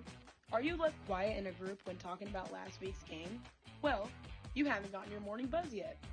Did you know you can get your dose of current Baylor news every Tuesday through Friday straight to your inbox? The Baylor Lariat Morning Buzz e-newsletter provides you with breaking Baylor stories, local events, and in-depth sports coverage daily. You can be in the know on all things Baylor. If you aren't already buzzing, go to BaylorLariat.com. That's BaylorLariat.com and click the subscribe now to get your morning buzz from the Baylor Lariat. News for the students, by the students. We'll see you in your inbox.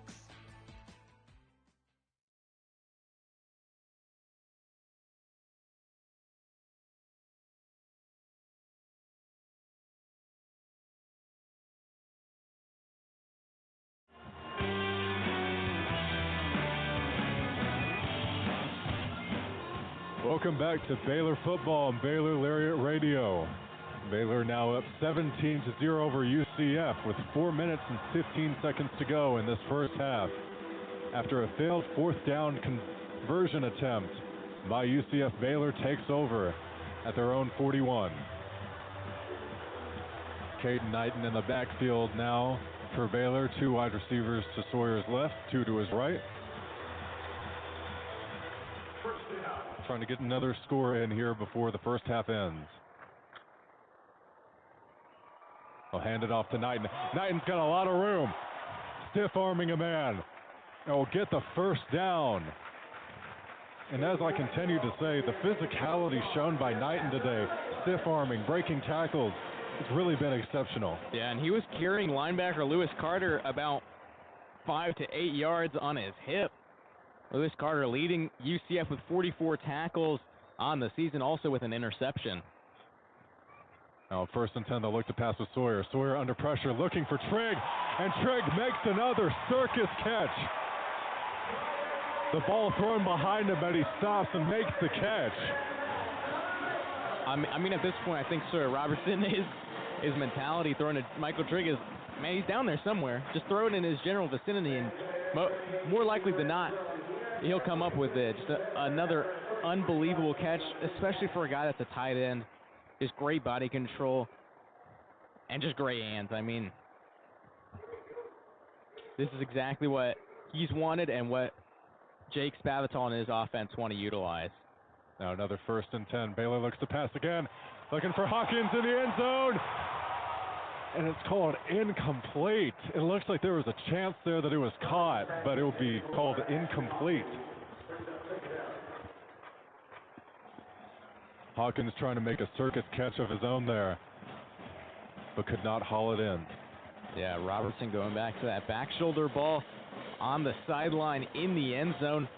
Ashton Hawkins twisting his body, jumping up in midair, almost came down with it. Now 2nd down and 10 at the 14. They'll hand it off to Knighton. Knighton bouncing out to the left side. He'll be stopped, but not after getting a couple yards.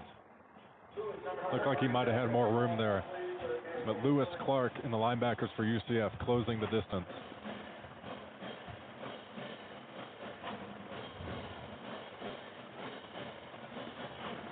Now 3rd down and 7.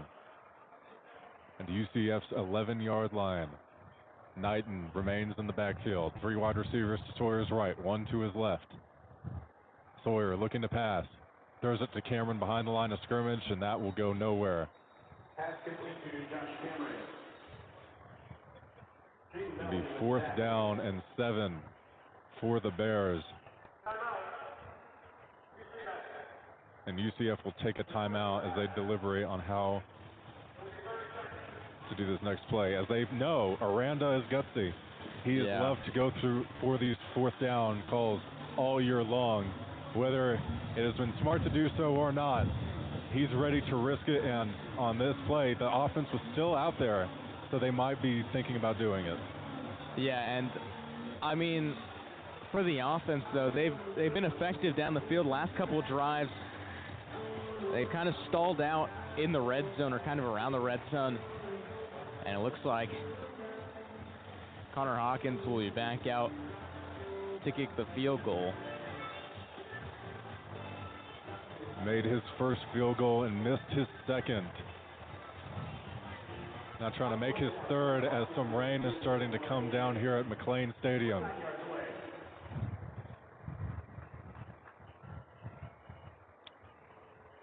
Hawkins looking to push Baylor's lead to 20-0, and the kick is up and good. Baylor now up 20-0 with 2 minutes and 28 seconds to go in the first half. With that, we'll take another break, and we'll be back with more Baylor football on Baylor Lariat Radio.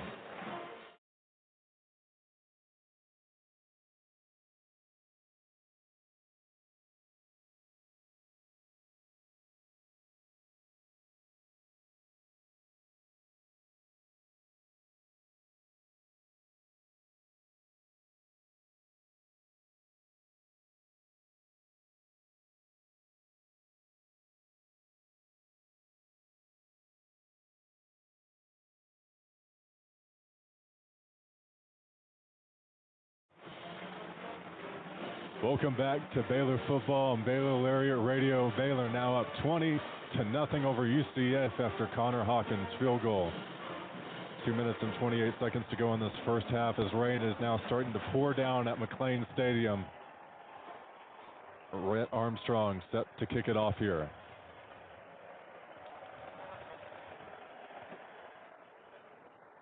This time it looks like Jaden Nixon will return it. He's a dangerous return man. But that time, Baylor corralling him, not even allowing him to get to the 20-yard line. And Nixon, as we talked about during the break, whether it be returning or rushing, has done nothing today. And he's been such a big part of their offense all year long, just being such an explosive player. Yeah, well, and I think Steve Cooper and his offense not going to the run early is going to cost them. Because now you're going to be playing hero ball for the next 32 minutes and 23 seconds left in this ballgame, because now you're down by 3 possessions, and you don't have as much room to run the ball and eat up clock, because your defense hasn't succeeded against Baylor's offense, and so now you need to score efficiently, and obviously they haven't done that today. Now a flag thrown again before the play can start.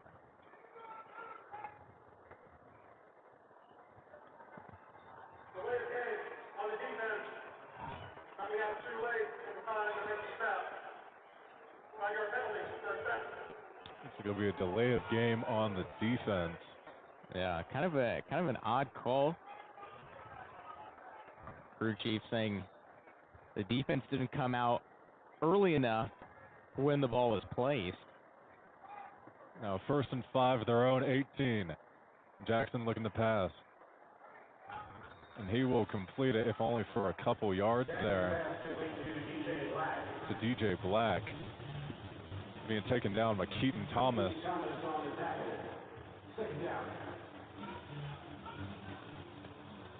Now it looks like They'll let this clock wind down to the 2-minute warning.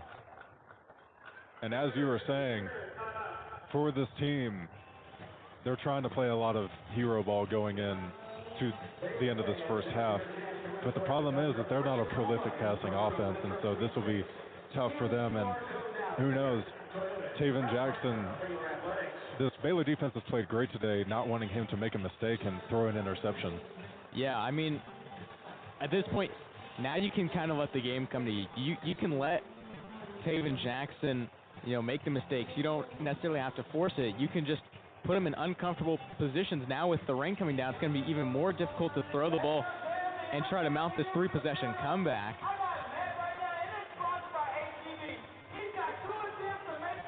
Yeah, because versus FBS teams, UCF has only scored over 20 points twice this year, and they've faced 2 FCS teams and had success there, of course, because those teams are FCS teams. Yeah. But when they've faced higher-level competition, their defense is what has gotten them out of these holes their offense has put them in.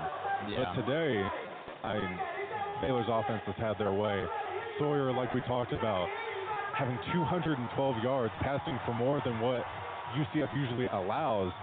And I think today is Caden Knighton showed to everybody that he can be the second running back, and when Washington is having a tough time, that he can come in and be a lead back, breaking multiple tackles, as we were talking about earlier, even hurdling a man towards the sideline. Yeah, I mean, and Caden Knighton, 8 rushes for 58 yards with a long of 16. Last couple games hasn't really had very much. Had 5 attempts for negative 6 yards against K-State, 10 runs for 42 yards against TCU, and then last week only 10 yards on 3 runs against Cincinnati, and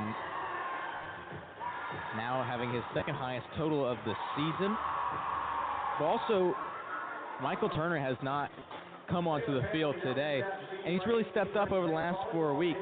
6 runs against Samford for 36 yards, but then finally came back against Oklahoma State, 13 runs, 47 yards, K-State 38 yards, TCU 12 attempts for 68 yards, and he's just really starting to come on. But now Jake Salvin on that offense, they're going back to Caden Knighton. Maybe it's a matchup kind of thing, that Caden Knighton's shiftiness and his speed and his ability to kind of bounce the ball to the outside works more favorably against the UCF defense than maybe Michael Turner's style of running. And another thing, too, that we'd be remiss not to mention is, as this rain falls down, it's going to be harder to pass the ball, and so to have him as a reliable runner when it's tough to catch and to throw will be very pivotal for Baylor's offense, keeping this lead in the second half. But now UCF's offense comes back out onto the field for 2nd and 2 at their own 27. Jackson with a quick pass to DJ Black. Or excuse me, that was Dylan Wade on the catch. And that'll be a first down for UCF.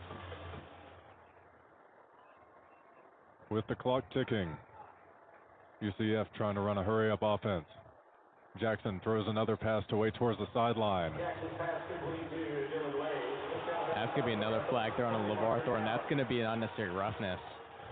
Yeah, it looked like he just too much there. He was already out of bounds, and he continued to do his tackle and not let go of Dylan Wade.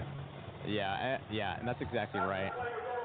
Personal foul, unnecessary roughness, number 25, defense, 15-yard penalty, first down. Again, that's unacceptable. Your defense is playing so well, you just can't be shooting yourself in the foot like that on things that are, attainable. Like you can change these things and improve on them. But again, 3rd unnecessary roughness penalty for the defense, even though they've had a stellar half.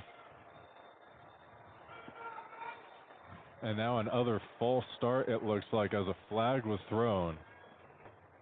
False start. The offense here did not get set before the snap. 5-yard penalty, first down. And now after they get 15 yards on a penalty, they will be pushed back another 5. And after a first half that really not a lot of penalties on either side, they're racking them up here in this drive. Yeah, it's only the 3rd penalty for UCF. Baylor now with 5 penalties, 3 of those being the defensive unnecessary roughness. I think that's something that Dave Aranda will probably touch on during the half is, hey, y'all need to be smart, right? You've been playing great all this entire half, but you also have to be smart. Don't give him an inch. Now Jackson looking to pass again, and he'll just throw it in the dirt as he was under a lot of pressure there, trying to find Nixon. Just throws it in the dirt. Yeah, DJ Coleman finding himself in the backfield once again, coming into this game, leading the team with 5 tackles for loss. And again, we've said it plenty of times. This defensive front for Baylor, having their best game so far, have put a lot of pressure on Taven Jackson and this UCF offense, forcing him to get this ball out ASAP. Now a 2nd and 15 at their own 46. Jackson with a quick throw. It's bobbled.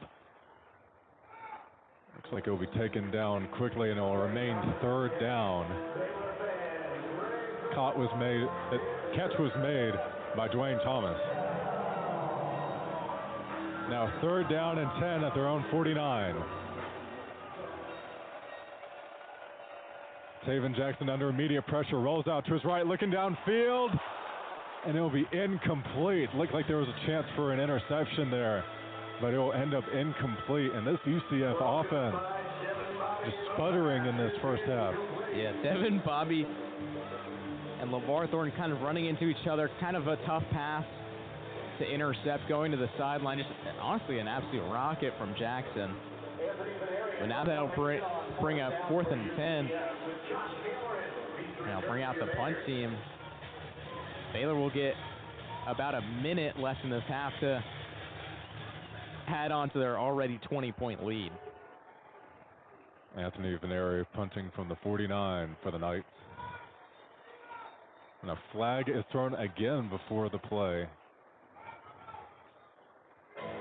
See if this is another false start. Looks like it's going to be delay of game.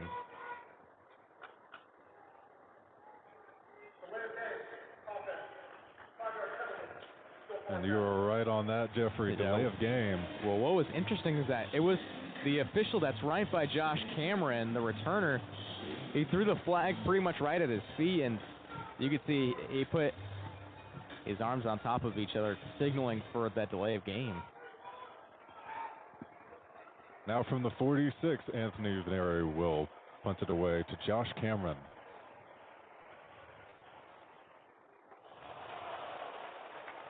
And it will go out of bounds. It's like near the 25-yard line. Yeah, that's it. Veneri hasn't had a great day either. That was probably his 2nd punt that was a little bit questionable. Had one earlier that Josh Cameron fielded at about Baylor's own 45 back in the 1st quarter. That was a line drive, and this one going out of bounds, so Baylor will have the ball on their own 28-yard line. Now 1st and 10 at their own 28, like you said, with Bryson Washington now back in the game. 2 wide receivers to Sawyer's right, 2 to his left. Sawyer looking to his right to pass. We'll find Kelsey Johnson over the middle for another 1st down, a name that we have not called on a lot this year. Yeah, Kelsey Johnson, the redshirt junior out of Red Oak, Texas, much more of a blocking tight end. Sawyer looking to pass once more, looking to his right. We'll dump it off to Bryson Washington. Bryson Washington will go out of bounds immediately. Getting a couple yards there. And this was so important for Baylor to stop UCF and get another score on this drive, as UCF does receive the ball for the 2nd half. Yeah, also with that Kelsey Johnson catch, that's his 1st of the season. Had 2 kickoff returns against Sanford, and that's really been his only actions on special teams. Now in the 2nd and 7, Sawyer looks to pass again. A lot of time in the pocket. Rolling around, dump it off to Bryson Washington. Bryson Washington has some room up the field and will make it past the midfield mark after it looked like Sawyer was either going to get sacked or have to throw it away. Yeah, and I mean, dumping it off to Bryson Washington, it also got tipped by the UCF defender.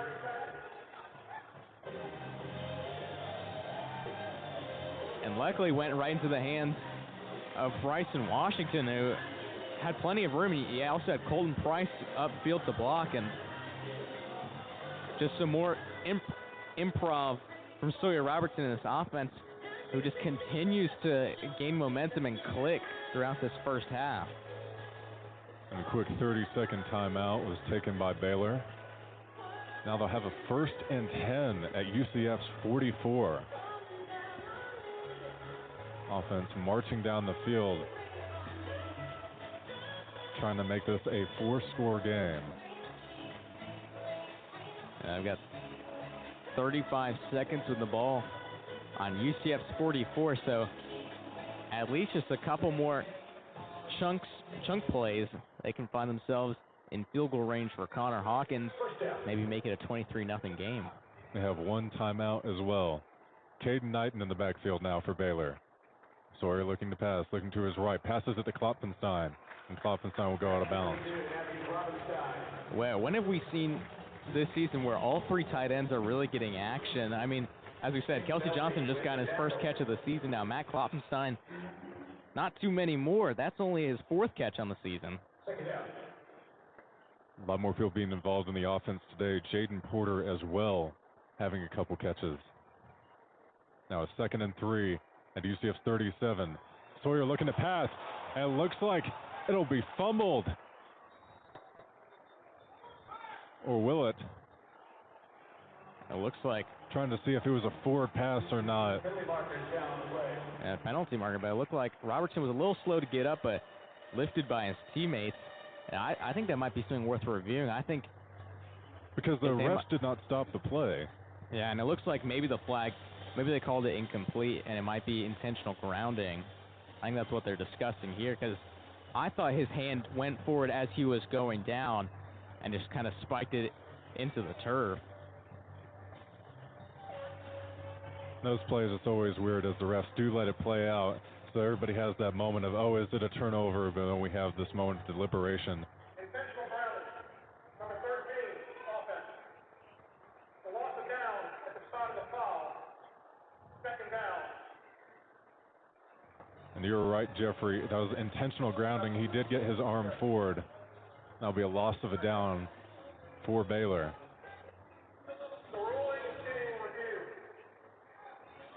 Yeah, it looks like now they're going to review whether it was a forward pass or a fumble. If it is intentional grounding as well, so they lose the down, it'll be placed at the spot of the foul, but also Baylor can either elect to take their 2nd timeout or take a 10-second runoff. I would assume they probably want to just take their 2nd timeout and give themselves a better chance to get in the field goal range and get some time to talk it over with this review. And with that play specifically, it was interesting as he didn't have a full pass, it looked like, and it wasn't very far down the field, only a yard or 2 in front of them. So that'll be interesting to look at. And there was no receivers in the area, so if it were to not be a fumble, the intentional grounding would be withheld. Replay has reviewed the play and determined the quarterback's knee was down before he released the ball. Oh. So in the end, it's going to be neither of those options because he was down before the ball left his hand. So neither intentional grounding nor a fumble. So it just ends up being a sack. It'll be interesting if they say the clock would continue to run or not, because that would force Baylor to have to take their final timeout. And there it is. Because that was something we were talking about earlier. Even though it is the first half and the timeouts are not as precious, that timeout that was taken earlier because of the substitutions could have been used on this drive to help out. And now you're in a situation where a lot of these passes, they either have to be really far downfield or immediately near the sideline to where the player can step out of bounds. Yeah, and if you do go downfield, you got 21 seconds, so if you get a good chunk, maybe 15 or so yards, you have the time to run up and spike the ball, so you don't necessarily have to go down the sideline. Obviously, it's not a bad idea, but you also have enough time to sprint down and spike the ball and get your field goal team on. Now 3rd and 13 at their own 47. Sawyer looking to pass, and it'll be stripped, and it'll be recovered by UCF. Yeah, the one on the recovery, the big defensive tackle, Derek LeBlanc, the redshirt sophomore out of Opelika, Florida, transfer from Oklahoma, only played one game with the Sooners as a freshman, standing at 6'5", weighing 310 pounds. And that's just something you can't do at this point, because if they score and then they have to get the ball back in the second half, then they could get back very quickly, even though they don't have a lot of time here to, let's say, get a touchdown, but they can still get on the board. And as we saw in the play before where his knee was down, there was a lot of pressure coming from that left side. Yeah, and Malachi Lawrence with the forced fumble. That's the second of the season. Also increasing his team lead 5 sacks and setting up the Knights in field goal range. Now 13 seconds to go. Jackson looks to pass. Pump fakes. Looking down the field. Trying to find Wade and Charles, but it'll be incomplete. Now only 8 seconds to go. Yeah. Interesting what UCF calls here. Yeah, that was a good job by DJ Coleman to actually trail the receiver, Wade Charles. Charles trying to come down with the ball. Had it in his hands, but DJ Coleman coming in late and just smacking it out of his hands for the incomplete, leaving 8 seconds on the clock. Like a timeout will be taken.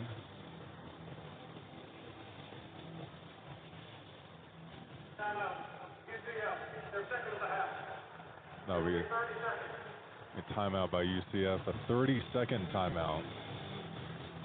And so here it will be an interesting decision for them in terms of only 8 seconds to go. Do you trust Noah Ruelas to get the points on the board, or do you want to try to get one play in to get him closer, as you have one timeout left?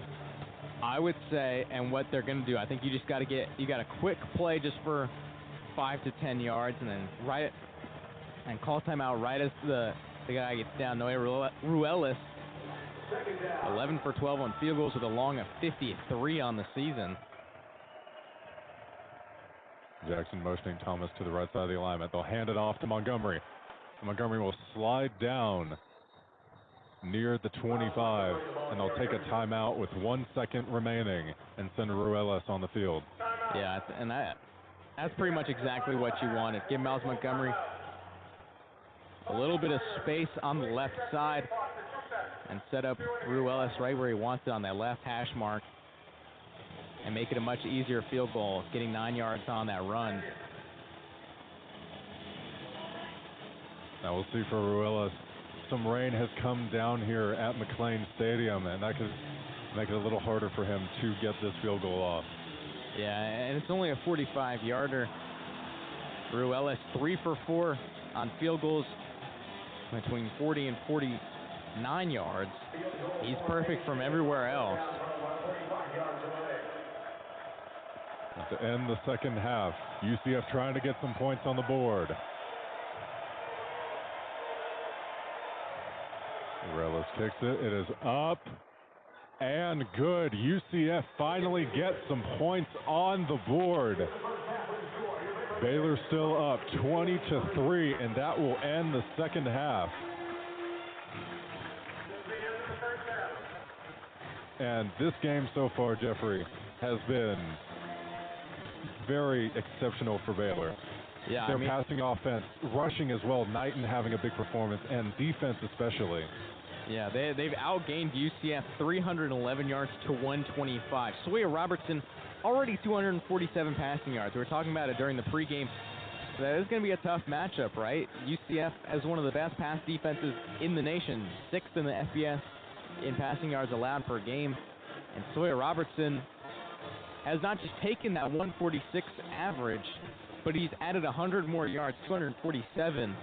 Baylor also 64 rushing yards, while UCF 84 yards on the air and then 41 on the ground. And it's been all Bears. They stalled out a little bit towards the end of that first half on offense, but in the end, you go in a half with a 17-point lead, and this has been the best first half they've had against an FBS opponent all season. Oh, it has been. It has been an exceptional performance by Baylor. And with that, we're going to take a quick break, but we'll be back with some of our halftime thoughts and we'll talk more Baylor football on Baylor Lariat Radio.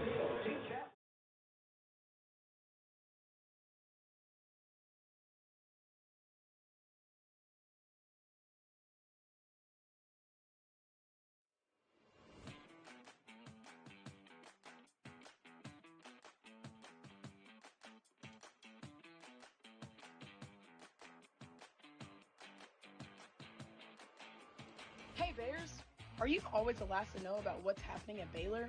Are you left quiet in a group when talking about last week's game? Well, you haven't gotten your morning buzz yet. Did you know you can get your dose of current Baylor news every Tuesday through Friday straight to your inbox? The Baylor Lariat Morning Buzz e-newsletter provides you with breaking Baylor stories, local events, and in-depth sports coverage daily. You can be in the know on all things Baylor. If you aren't already buzzing, go to BaylorLariat.com. That's BaylorLariat.com and click the subscribe now to get your morning buzz from the Baylor Lariat. News for the students, by the students. We'll see you in your inbox.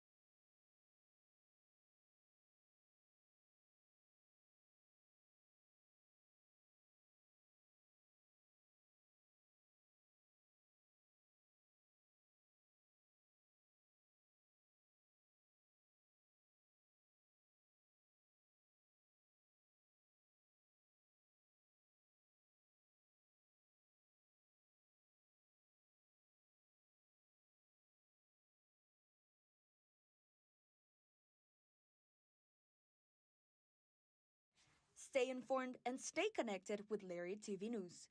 Tune in to LTVN every Friday, your go-to source for everything happening on campus and around Waco.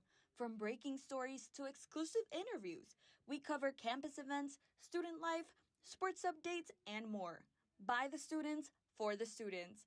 Catch our latest broadcast every Friday afternoon on YouTube by searching Baylor Lariat TV News.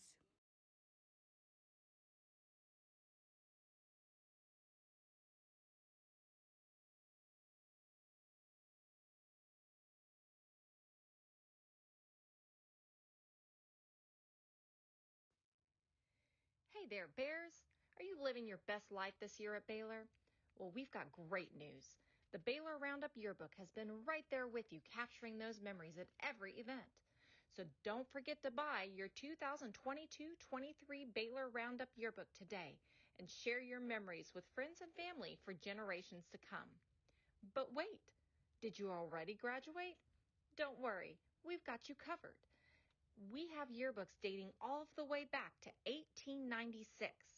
So visit our website today at www.baylor.edu/roundup and order your copy.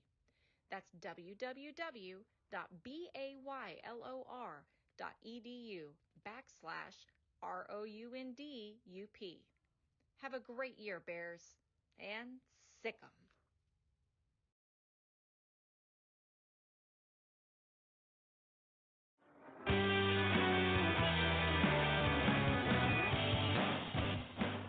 Welcome back to Baylor Football on Baylor Lariat Radio.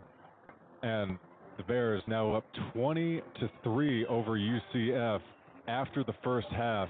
And Baylor has just been dominating all day, Jeffrey. And as we talked about during the break and throughout the game, a big thing during this game has been Sawyer's ability to combat this UCF passing defense as one of the best in the country.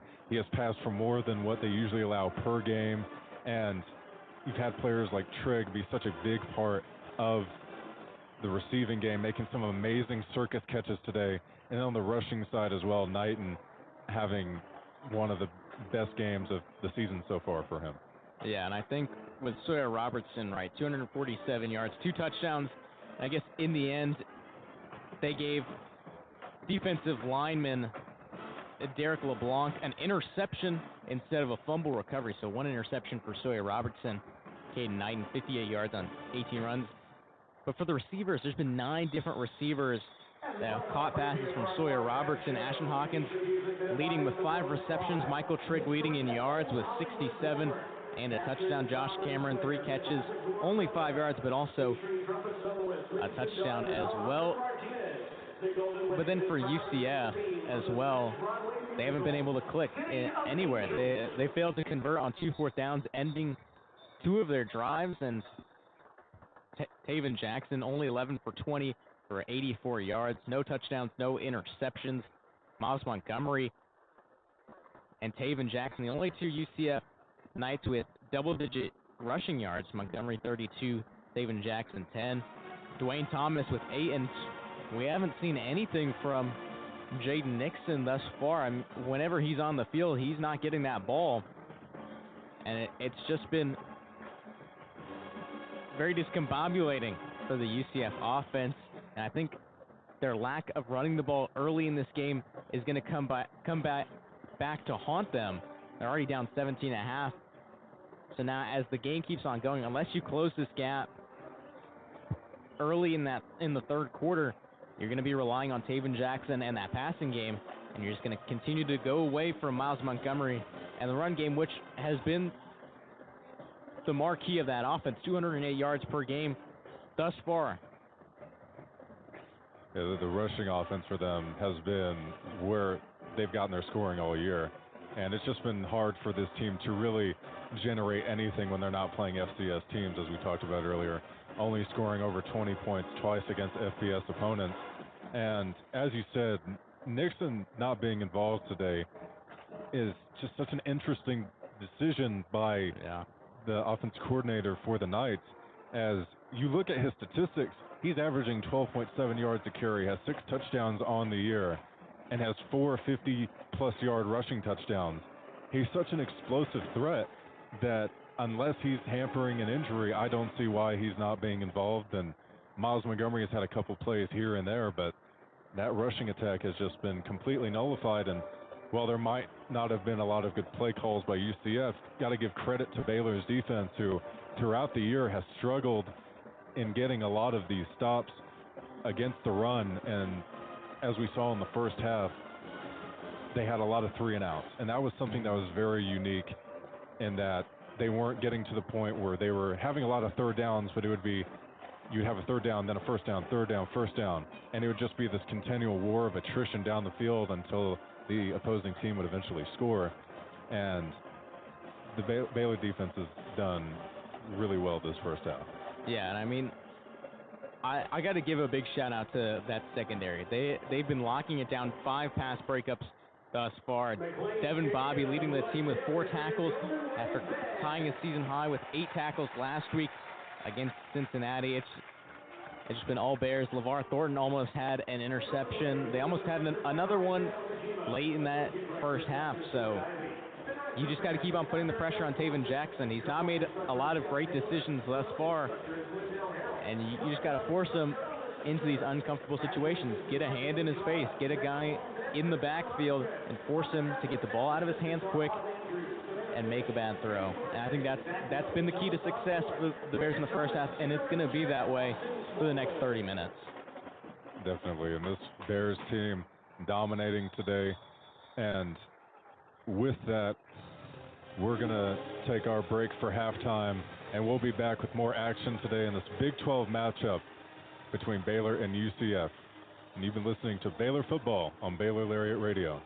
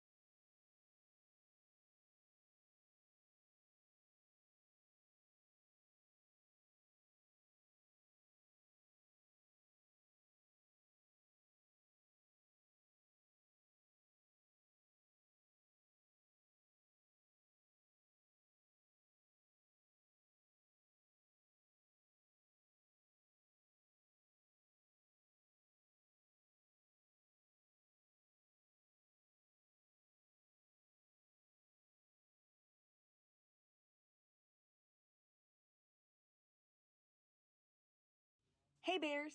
Are you a freshman or senior? Freshman and senior portraits are now being scheduled. Watch your Baylor email for more information on how to reserve your sitting.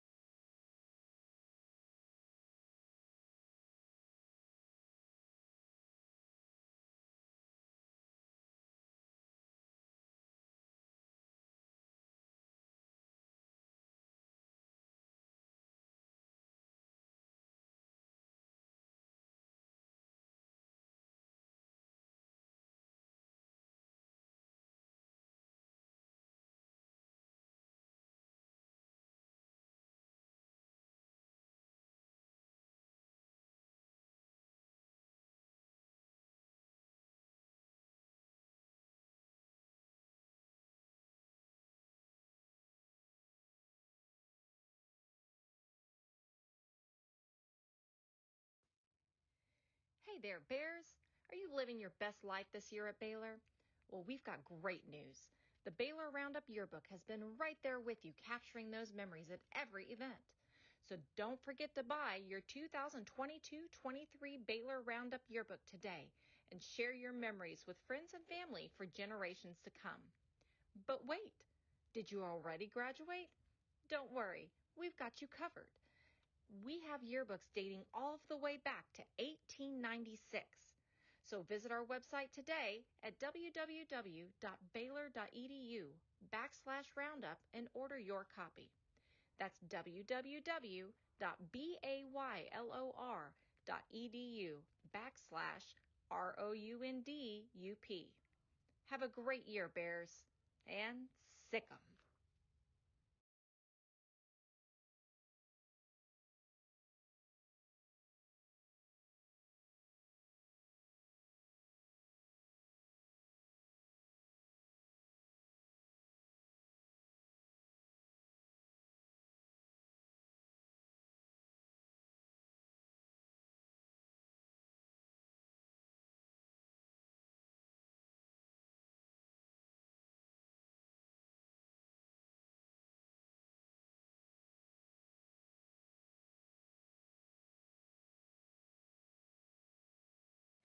Stay informed and stay connected with Lariat TV News.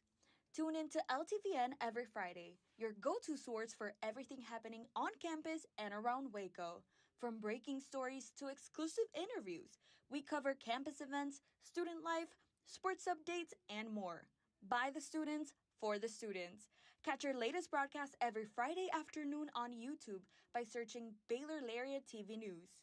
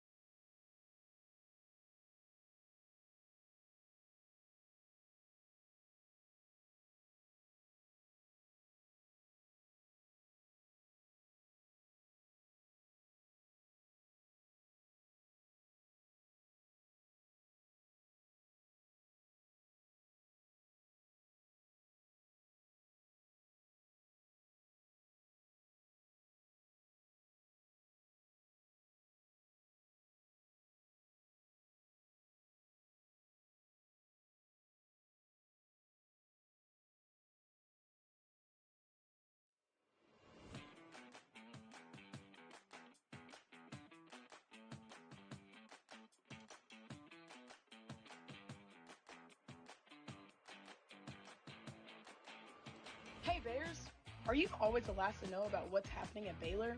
Are you left quiet in a group when talking about last week's game? Well, you haven't gotten your morning buzz yet. Did you know you can get your dose of current Baylor news every Tuesday through Friday straight to your inbox? The Baylor Lariat Morning Buzz e-newsletter provides you with breaking Baylor stories, local events, and in-depth sports coverage daily. You can be in the know on all things Baylor. If you aren't already buzzing, go to BaylorLariat.com. That's BaylorLariat.com and click the subscribe now to get your morning buzz from the Baylor Lariat. News for the students, by the students. We'll see you in your inbox.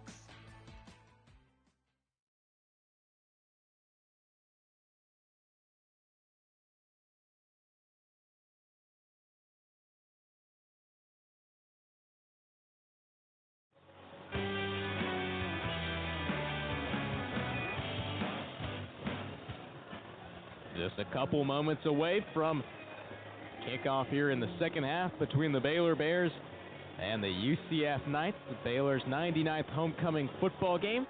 They currently stand at 51-43-4 all-time, tradition going all the way back to 1909 where they defeated rival TCU Horned Frogs 6-3. As Baylor in their third matchup all-time against the UCF Knights, dominating in that first half. They're up 20-3. UCF will get the ball to start the half. Brett Armstrong, the one who will be sending it away. Jaden Nixon in the end zone. Hasn't had a whole lot of action today. And hasn't really taken too much initiative on kickoffs thus far. Most of them just kneeling for a touchback. And for those of you just tuning in, I'm Jeffrey Cohen here alongside me, Aidan O'Connor.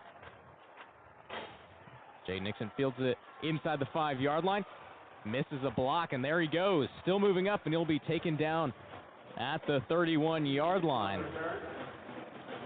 And that was some of that explosive speed that we've been talking about from Jaden Nixon that's been absent during this game. And for this UCF team, if they're going to do anything this second half, they have to include him in the offense. And they can't fall into the trap of being, oh, we're down by a couple scores trying to play hero ball, because this team is not built to do that. And so they need to still keep their run game involved while also getting back into the game. So on the first play, it's Taven Jackson alone in the backfield, motions Miles Montgomery across, fakes the handoff, has a man right in front of him. Deep throw across the field, and there's nobody home.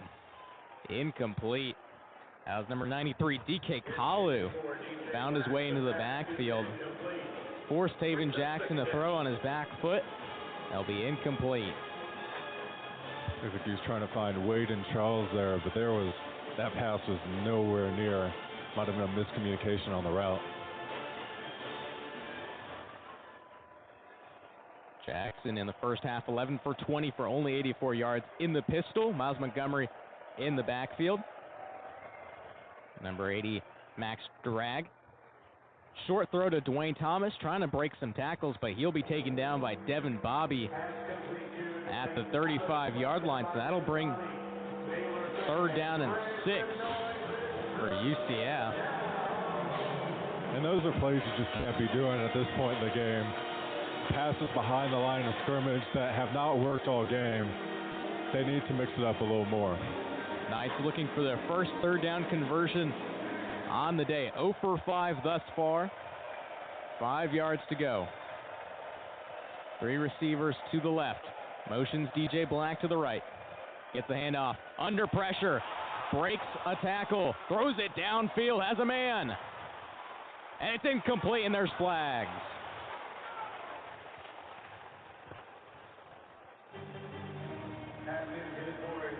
Calvin Simpson Hunt there on the coverage and just was behind the entire time, and at the end just got way too physical.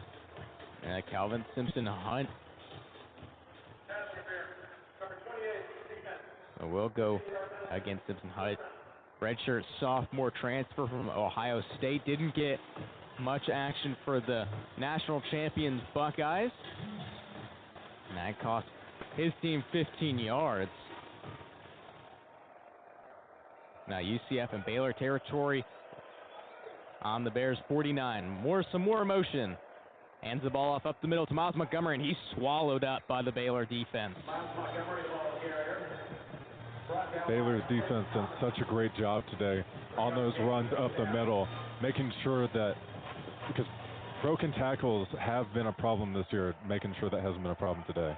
Trent Thomas with the tackle. Another run up the middle. Breaks the tackle, and Miles Montgomery taking it just shy of the Baylor 40.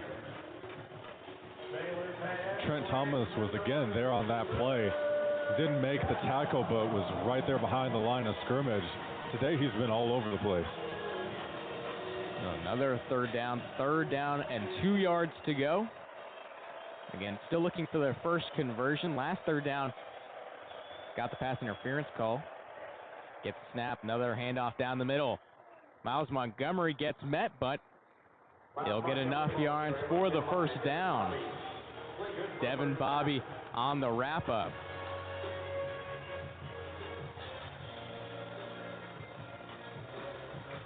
And this is such a pivotal drive to keep the momentum going in Baylor's direction, because this is a new half. The momentum from the first half, while it's still there, it's not the same. You need to still keep your foot on the gas and make a statement on this drive on defense. Jaden Nixon in the backfield with Taven Jackson. Hands it off to Nixon. Moving his way to the left. And he will be met at the Baylor 35-yard line. That's by Keaton Thomas and DJ Coleman on the combined tackle. So second down and 12:09 left in this third quarter. Bears trying to hold on to a 20-3 lead.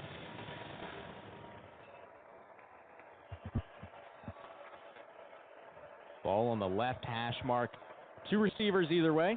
Motions Nixon out of the backfield, and he'll take it himself. Taven Jackson nowhere to go, and that's Jackie Marshall, the redshirt senior defensive tackle. Now bring up a third down on this drive.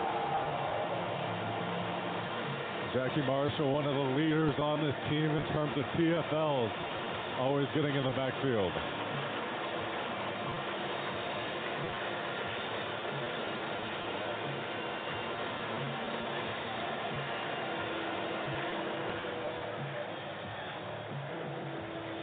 It'll be Dwayne Thomas in the backfield to Taven Jackson's left. Gets the snap. Looking down the middle, has a man, and it's incomplete. And there's a flag thrown right by the Baylor sideline. Away from the play.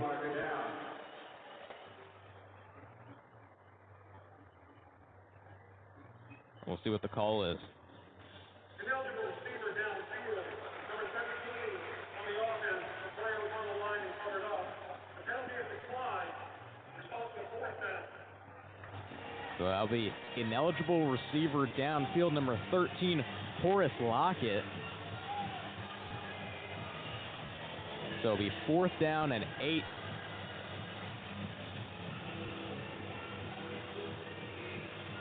Excuse me, that's Chris Domerkant. And so this will be a 53-yarder, which would tie Ruelas' season long.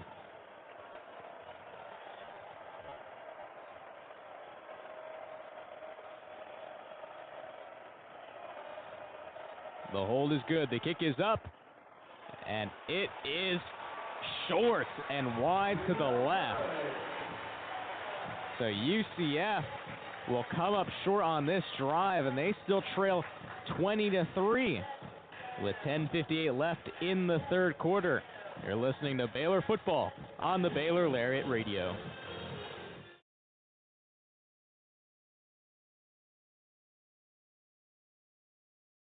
Stay informed and stay connected with Lariat TV News. Tune in to LTVN every Friday, your go-to source for everything happening on campus and around Waco. From breaking stories to exclusive interviews, we cover campus events, student life, sports updates, and more. By the students, for the students. Catch our latest broadcast every Friday afternoon on YouTube by searching Baylor Lariat TV News.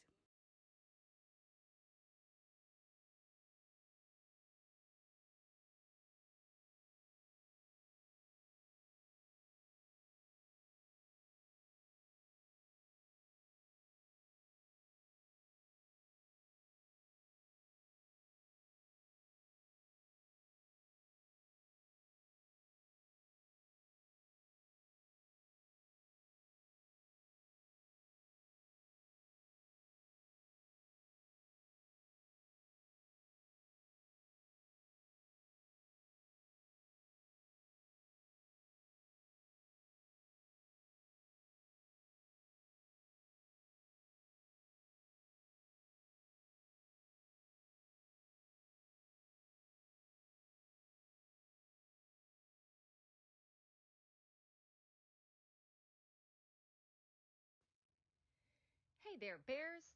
Are you living your best life this year at Baylor? Well, we've got great news. The Baylor Roundup Yearbook has been right there with you, capturing those memories at every event. So don't forget to buy your 2022-23 Baylor Roundup Yearbook today and share your memories with friends and family for generations to come. But wait, did you already graduate? Don't worry, we've got you covered. We have yearbooks dating all the way back to 1896. So visit our website today at www.baylor.edu/roundup and order your copy. That's www.baylor.edu/ROUNDUP. Have a great year, Bears, and sick 'em.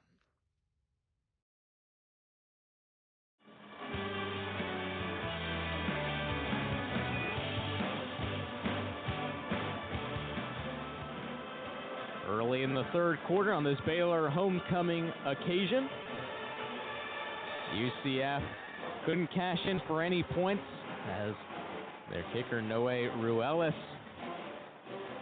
missed his second kick of the season. A 53-yarder would have tied his season high.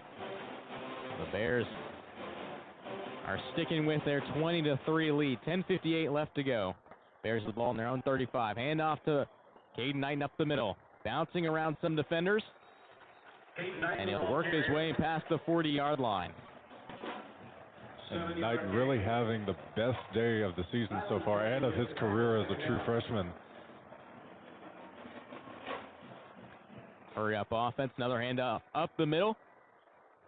Trying to bounce it to the left. He'll get a couple yards, and that'll be enough to move the sticks. He had a really good game earlier in the year against Oklahoma State, and then Michael Turner got some carries last week, had 90 yards, and today they've decided to go to Knight, and he is not disappointed. Yeah, Knighton 10 runs, 65 yards, trying to break his season-high 81 yards that he had on 5 attempts back in Stillwater a couple weeks ago. Another handoff up the middle, bouncing it to the right this time. And he'll find himself into Knight territory, taking it down to the 48-yard line. This offense, over the last couple of drives, really starting to mellow out and start appealing to the run game, not throwing downfield as much as they did, especially in that first quarter. Another handoff. Knighton trying to push his way. He'll get just short of the first down marker, so it'll be third down and about 2 yards to go. Bears not wasting any time in between snaps. And off up the middle once again, and he's met in the backfield. And he'll be taken down for a loss. That's number 9, Nigel Kelly. First one to get there and find Knighton in the backfield. And I'll bring up fourth down, and Jake Spavital's offense will stay on the field. We know Aranda likes to go for fourth downs, and in this situation, trying to keep the momentum, they need to stay aggressive. A couple runs here have been a little conservative, but I think Aranda knows that they have to keep their foot on the gas if they want to keep this lead.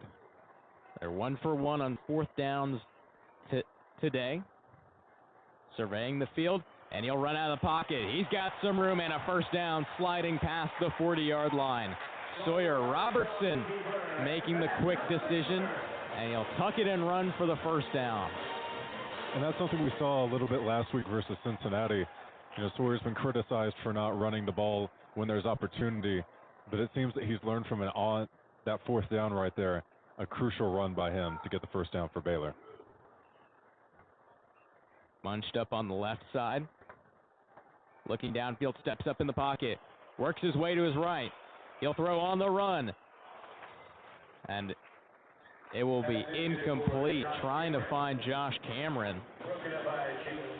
Again, another instance of Sawyer Robertson trying to evade that pressure, using his pocket presence and his legs, trying to create some space.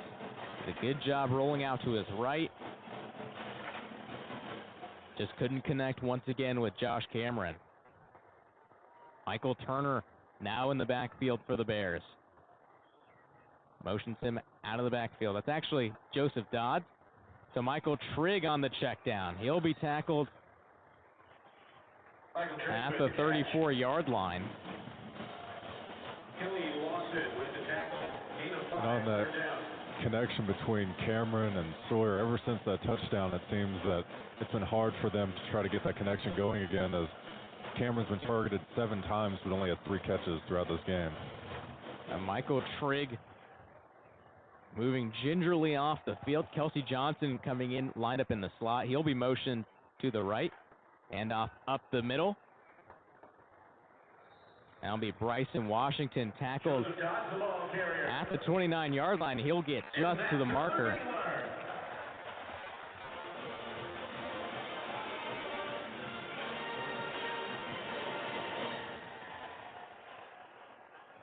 Joseph Dodds getting the carry there. Has not seen a lot of action this year. Only 7 rushes so far.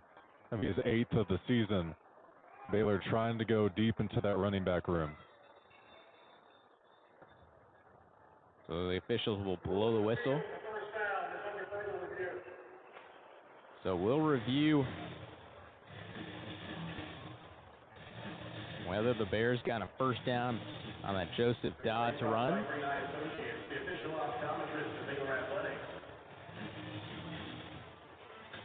And this drive is just so important, like I was saying, keeping the momentum up. As, you know, we can see a little bit at the beginning, a little bit hesitancy, the conservativeness, just run the ball, run the ball. And that's what we've seen in other games, and it happens in the first half, and then Baylor gets behind. And so right now you don't want to have a reversal of that you get up early, and you become conservative, and then things get evened up.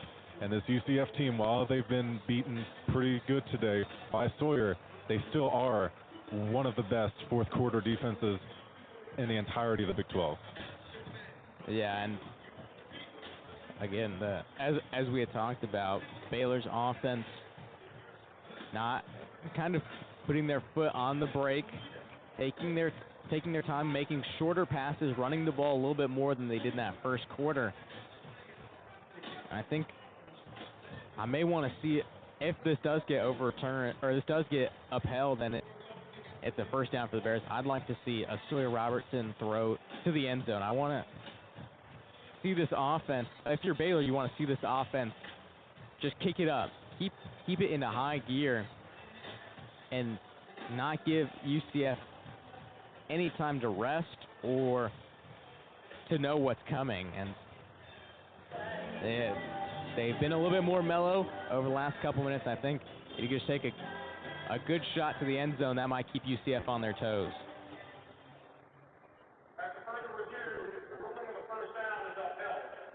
And so it will be a first down for the Bears, with the ball on UCF's 29-yard line. 6 minutes, 40 seconds remaining in the third quarter. Sawyer Robertson, 252 passing yards to 9 different receivers, 90 rushing yards for the Baylor Bears. Cohen and Aidan leading the way with 77. 2 guys in the backfield with Sawyer Robertson. Motions Dodds out of the backfield. Gets it to Ashton Hawkins behind the line of scrimmage, but he is met. That's Cole Kozlowski with the tackle. Kozlowski, that's his team-leading 8th tackle on the day.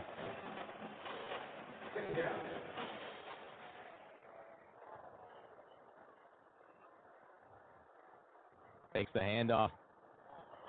Finds Hawkins, breaks the tackle behind the line of scrimmage, and he'll be taken down at the 33-yard line. And these are just the type of plays that you're not utilizing people like Ashton Hawkins in the correct way, throwing it behind the line of scrimmage. And these are really people slants. You throw it towards the end zone. Try to get them big chunk plays and not have them start from behind the line of scrimmage already having multiple defenders on them from the start. And so Spavital needs to be able to change some of that if they're wanting to maintain their success. 3rd and 14, ball at the 33-yard line. Play action, finding a man up the field. That's caught. Michael Trigg inside the 25-yard line. It'll be short of a first down. And here comes the field goal team for Baylor. Michael Trigg has caught every single target today that Sawyer has thrown his way and has just been so reliable, having a stellar performance. Baylor first 2 drives ended with touchdowns, and then they had 3 straight field goal attempts, making 2 of those, and turnover on their last drive, and the kick is up from Connor Hawkins, and it is right through the uprights for 3 more points. Baylor, 23-3 lead thus far in the game, capping off a 13-play, 42-yard drive, taking 6.5 minutes off the clock. 4 minutes, 28 seconds left in this third quarter. You're listening to Baylor Football on the Baylor Lariat Radio.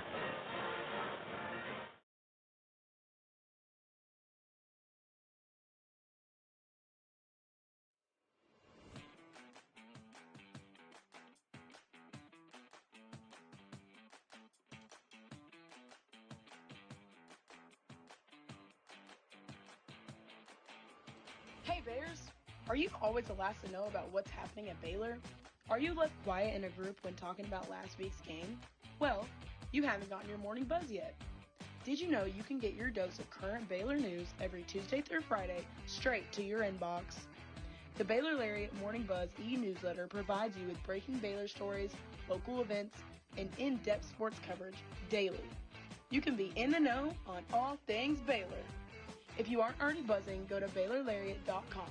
That's BaylorLariat.com and click the subscribe now to get your morning buzz from the Baylor Lariat. News for the students, by the students. We'll see you in your inbox.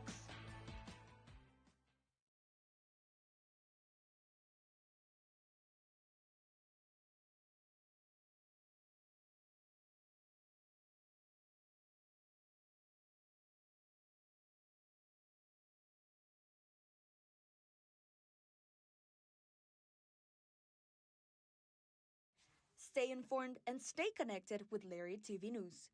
Tune in to LTVN every Friday, your go-to source for everything happening on campus and around Waco. From breaking stories to exclusive interviews, we cover campus events, student life, sports updates, and more. By the students, for the students. Catch your latest broadcast every Friday afternoon on YouTube by searching Baylor Lariat TV News.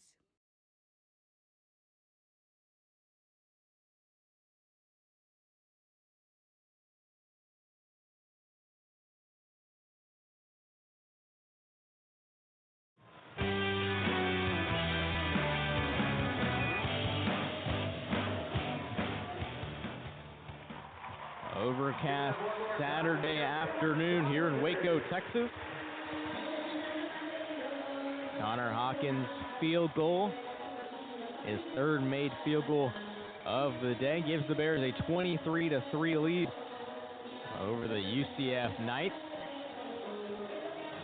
the two teams' third all-time meeting. First time was in the 2013 Fiesta Bowl. UCF took that one 52-42, and then once again, just a couple 2 years ago in 2023, Baylor took that one in Orlando 36-35.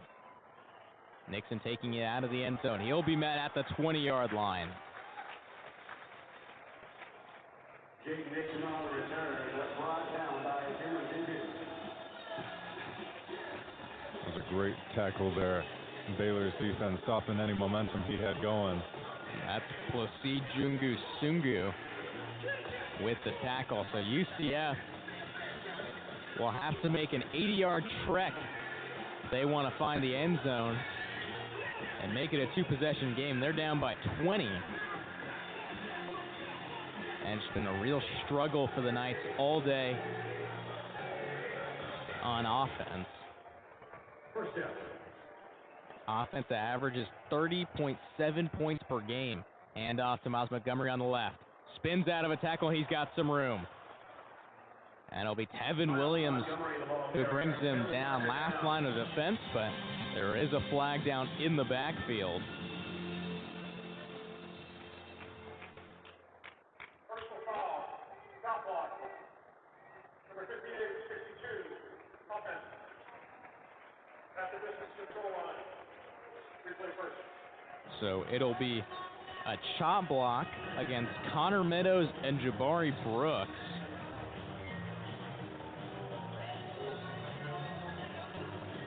It's interesting today. That'll be the second penalty on Jabari Brooks. Both him and Meadows, both backup linemen. Using them over left tackle Memolar and right tackle Preston Cushman. Throwing to the sideline. It is caught by Max Drag. Pass complete to Max Drag. Tevin Williams with the tackle. So now, 5-yard gain, second down. after a short completion on 1st and 20, it's now 2nd and 15. And ball at UCF's own 15-yard line. Looking to find any kind of momentum. Motions Dahmerkant to the left. Rollerson alone on the right. Faking the handoff. Under some pressure, and down goes Jackson. It's Cooper Lands. His first sack of the season, his third tackle for a loss. And he backs up the Knights 5 more yards. It's 3rd and 20. And that's what you wanted to see from this Baylor defense. The defense that is last in the Big 12 in sacks, starting to get more pressure and make some big plays in moments like this, to where now UCF is backed up near their own end zone. Now on their own 10-yard line, 20 yards to go for a first down. 4 receivers out. Fakes the handoff. Dahmerkant on the flat. He'll be wrapped up and slammed to the ground by Jacob Redding. Just some interesting play calling from both Spavital and from UCF, as these passes behind the line of scrimmage aren't really getting them much of anything. There's going to need to be a change of play calling for these offenses to get UCF to get going and Baylor to get back to where they were in the first half. Just interesting decisions. So the punt team will be on with the ball on their own 18-yard line. Denary lined up at the 5-yard line. He'll send one forward. This one not very long. It'll bounce in Baylor's favor and will be spotted at the 50-yard line. So good field position for the Bears, whose defense has not let up whatsoever. And a breath of fresh air for Baylor fans on this homecoming Saturday. But we'll step aside just for a few minutes. 1:45 left in the third quarter. Baylor leads 23-3. And you're listening to Baylor Football on the Baylor Lariat Radio.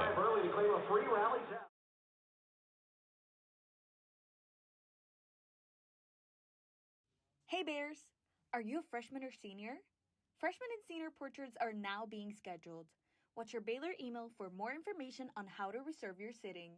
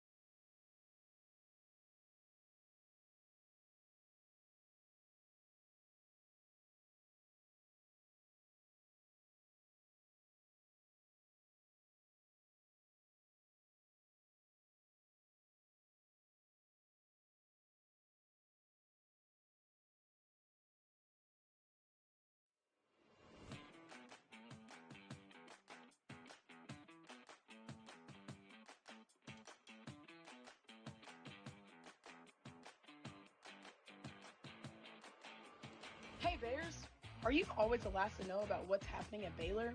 Are you left quiet in a group when talking about last week's game? Well, you haven't gotten your morning buzz yet. Did you know you can get your dose of current Baylor news every Tuesday through Friday straight to your inbox? The Baylor Lariat Morning Buzz e-newsletter provides you with breaking Baylor stories, local events, and in-depth sports coverage daily. You can be in the know on all things Baylor. If you aren't already buzzing, go to BaylorLariat.com. That's BaylorLariat.com and click the subscribe now to get your morning buzz from the Baylor Lariat. News for the students, by the students. We'll see you in your inbox.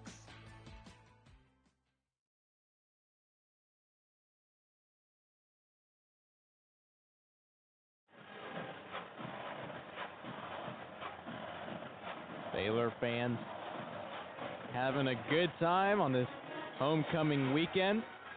I had the homecoming parade earlier today, bonfire and pep rally last night. Got to hear from some of the Baylor football players. So now Baylor will start their drive right at midfield. Cole Wilson motion to the right. Robertson fakes the handoff. Looking downfield. Incomplete. A lot of contact between Damari Henderson and Cole Wilson as boos rain out through McLean Stadium. They wanted a pass interference. A lot of contact all the way through. And oh my, yeah, I agree with him. He got shoved out of bounds. Cole Wilson did before that ball got there. No flag thrown. Handoff up the middle. That'll be a 3-yard gain for Bryson Washington. That was just one of those plays that you're starting to see more of where teams are intentionally trying to get a pass interference call, and on that one, just couldn't get it from the refs. Yeah, and it was, you know, both guys, a lot of grabbing, a lot of contact, but I think that shove at the end by Damari Henderson, in my opinion, should have drawn the flag. Obviously, 3rd and 8 now for Baylor. Another handoff to Bryson Washington. Baylor will try to push the pile, but to no avail. They'll get stomped at the 45-yard line. Washington had a rough day so far, only averaging 2.3 yards a carry on 9 attempts for 18 yards. And that'll be 4th and 5. Interesting play call. I understand that for Jake Spavital, it's still 4th down territory, but running up the middle only got you 3 yards. Now 4th down and medium. Robertson out of the shotgun, throwing it downfield to Cole Wilson, who makes the catch. Cole Wilson beating out Braden Marshall, and the ball will be spotted at the 7-yard line. And then that's what Cole Wilson's known to do, those big chunk plays, having a long of 57 this year. Just such a reliable threat down the field for Baylor. if he gets one-on-one, he's a sure option for Sawyer. And the Bears end the third quarter with a bang, a 38-yard reception, and just what a wonderful throw by Sawyer Robertson into the basket.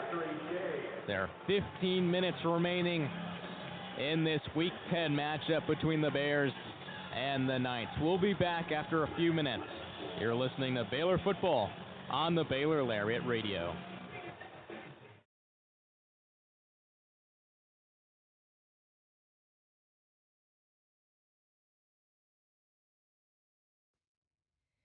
Hey there, Bears. Are you living your best life this year at Baylor? Well, we've got great news. The Baylor Roundup Yearbook has been right there with you, capturing those memories at every event. So don't forget to buy your 2022-23 Baylor Roundup Yearbook today and share your memories with friends and family for generations to come. But wait, did you already graduate? Don't worry, we've got you covered. We have yearbooks dating all the way back to 1896. So visit our website today at www.baylor.edu/roundup and order your copy.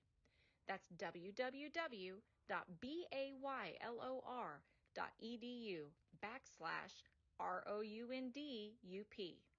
Have a great year, Bears, and sick 'em.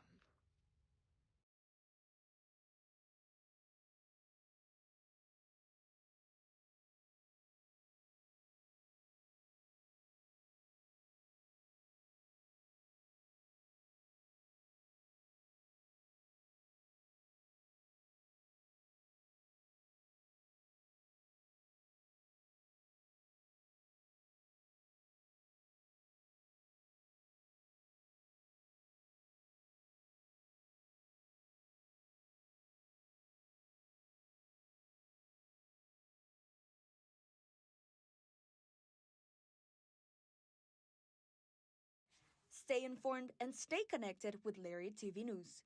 Tune in to LTVN every Friday, your go-to source for everything happening on campus and around Waco.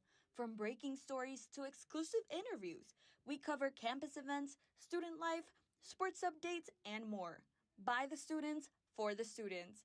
Catch our latest broadcast every Friday afternoon on YouTube by searching Baylor Lariat TV News.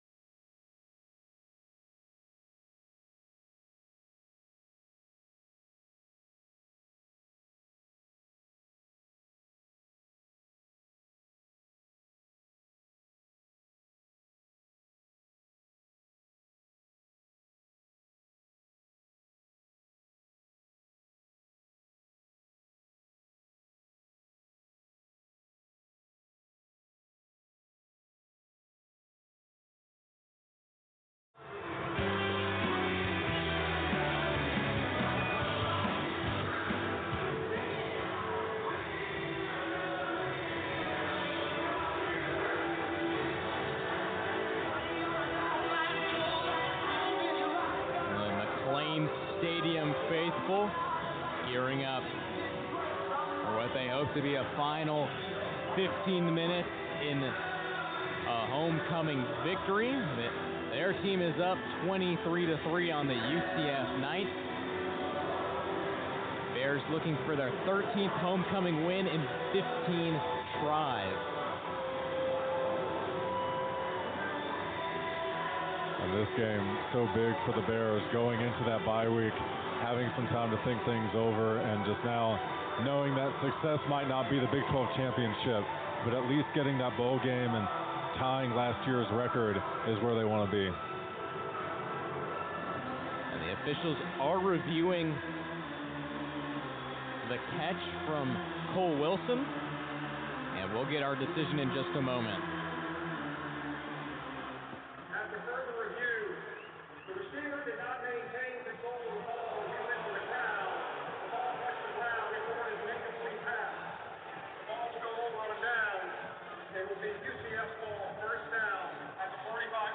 And so they call it incomplete.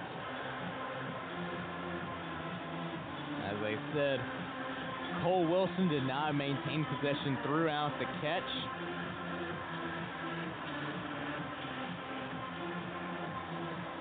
We're We're getting another look at this on the Jumbotron. Has it there, knee is down.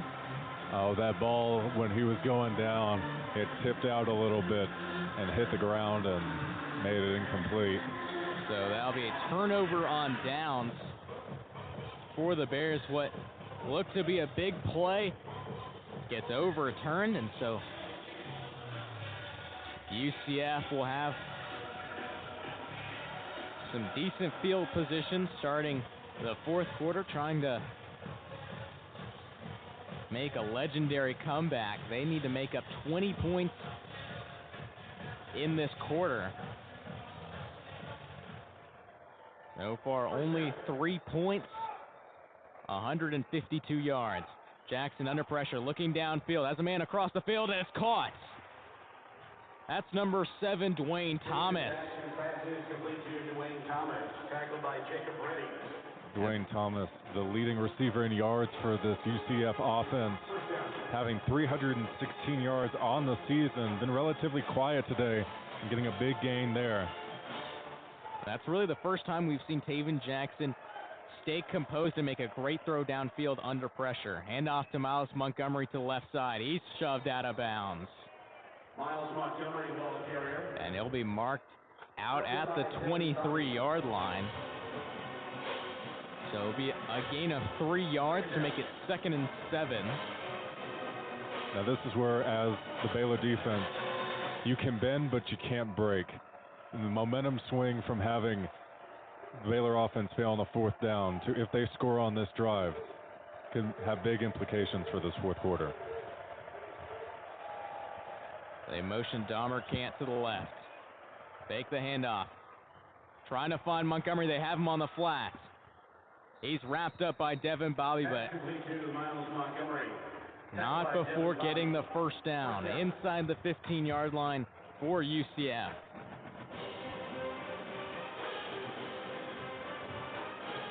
Now it seems UCF starting to change some of their play calling. Not many calls from behind the line of scrimmage anymore. Getting things moving upfield, and throughout this drive, this worked for them beautifully. And they're really working kind of with the Baylor pressure, not having Taven Jackson stay in a traditional pocket, have him moving one way or another or moving back. Tosses it forward to Dwayne Thomas. Lowers his head and tries to rush his way down to the 8-yard line. DJ Coleman on the tackle. That's Coleman's 5th, 2nd on the team. And there will be a flag thrown before the snap. So that'll be a false start. Starting right tackle Preston Cushman. Spent the last 3 seasons in Oxford, Mississippi with the Ole Miss Rebels. 18 games played.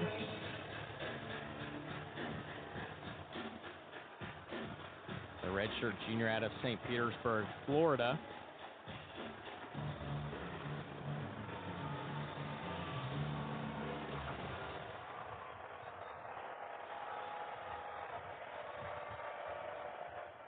And off up the middle. Montgomery once again works his way to the 10-yard line. So it'll be a red zone 3rd down for the UCF Knights. Bears trying to hold off Taven Jackson and his offense. And this has been a struggle for them all year, has been red zone defense. While they've done great today, we'll see if they can stand firm. Bend, do not break. 6 yards to get to the line to gain. 2 receivers to the right. To the corner of the end zone, it's incomplete. Trying to find Waden Charles. Reggie Bush the 2nd with the pass defense. And it's 4th down, and the offense will stay on for Steve Cooper.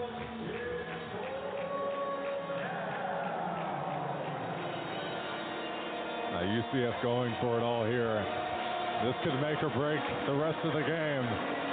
They get no points from this drive. Already not too much going for them on fourth down. 0 for 2 today. Looking to the end zone. Taven Jackson steps up, breaks the tackle, and he's taken down short of the line to gain. It's a turnover on downs. DJ Coleman on the stop. And the Bears take over. And that's the stop the Bears needed. Thinking the Knights might have been trying to go for a field goal, but they're like, hey, we're down by 20. We need to get the touchdown now. And Baylor's defense comes through. And as we've been talking about, it seems that after that Cincinnati loss, just getting blown out, that they've really made the changes necessary to be successful today.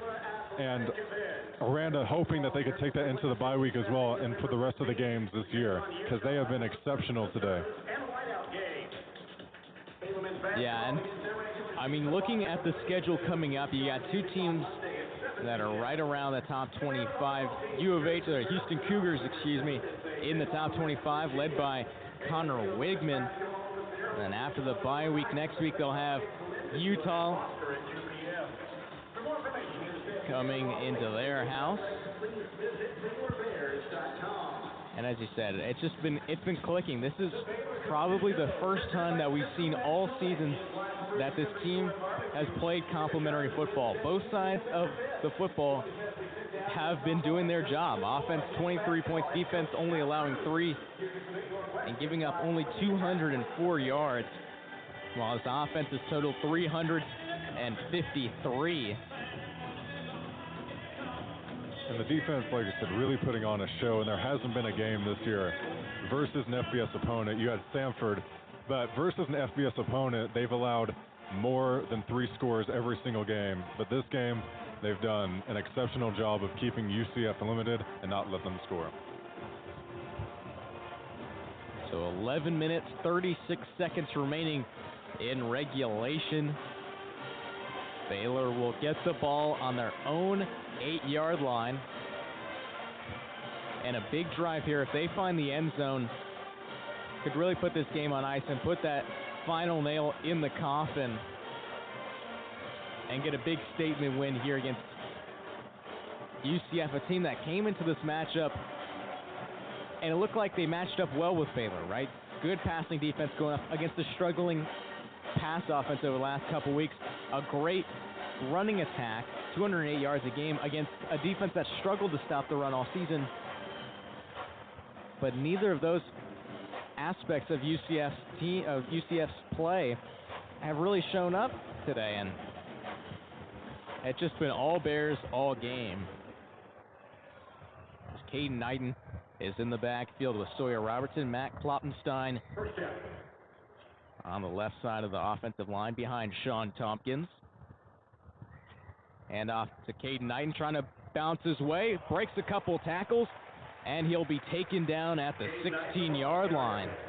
Well, it looked like it was going to be a run for no gain or even a loss. Caden Knighton makes something out of nothing to get a good 8-yard chunk on first down.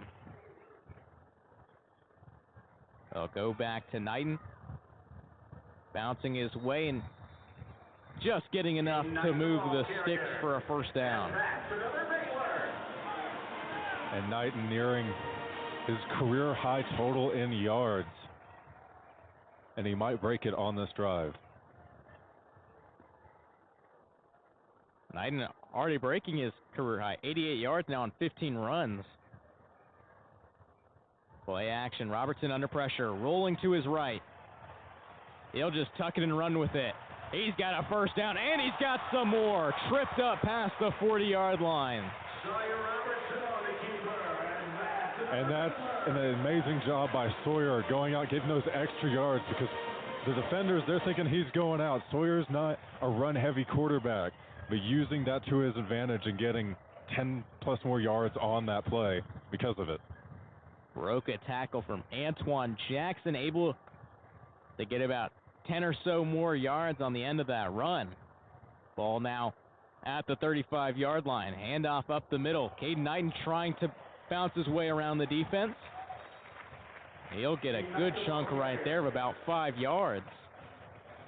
Again, Caden Knighton looked like he was about to get met behind the line of scrimmage, but just that shiftiness, that ability to break these tackles and find the little holes in that defense has been all the difference, on this drive for the Bears.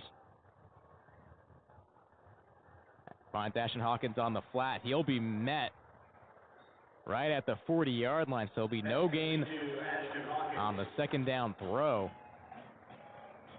And a lot of questions coming into the season for him, because he was ahead of Michael Turner in the depth chart, Dawson Pendergrass being out, and the team needed somebody else to have on that offense as another running back option. And he struggled throughout the first couple games, but ever since Oklahoma State, it has seemed that he has found his stride.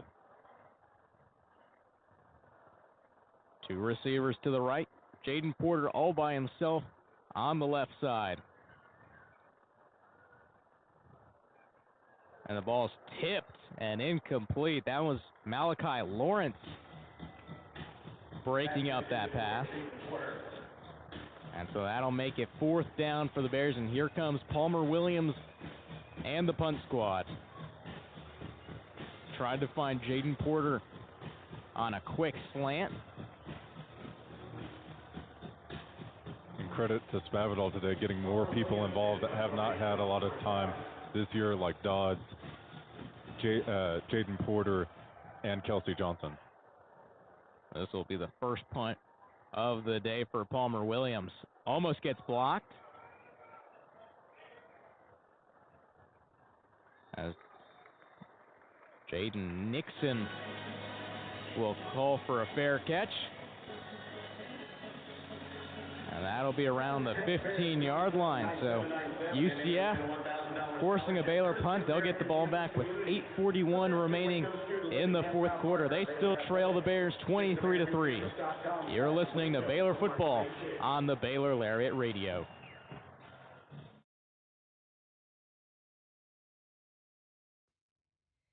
Hey there, Bears. Are you living your best life this year at Baylor? Well, we've got great news. The Baylor Roundup Yearbook has been right there with you, capturing those memories at every event.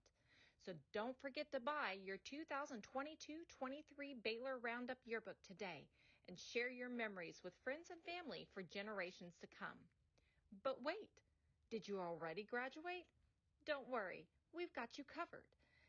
We have yearbooks dating all the way back to 1896.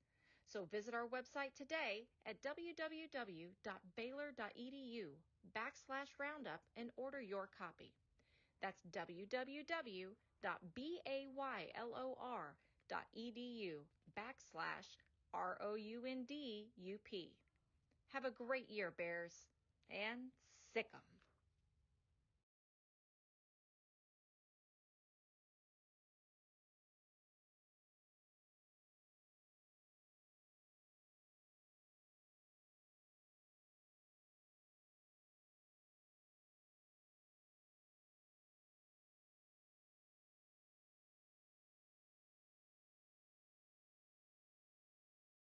Stay informed and stay connected with Lariat TV News. Tune in to LTVN every Friday, your go-to source for everything happening on campus and around Waco. From breaking stories to exclusive interviews, we cover campus events, student life, sports updates, and more. By the students, for the students. Catch our latest broadcast every Friday afternoon on YouTube by searching Baylor Lariat TV News.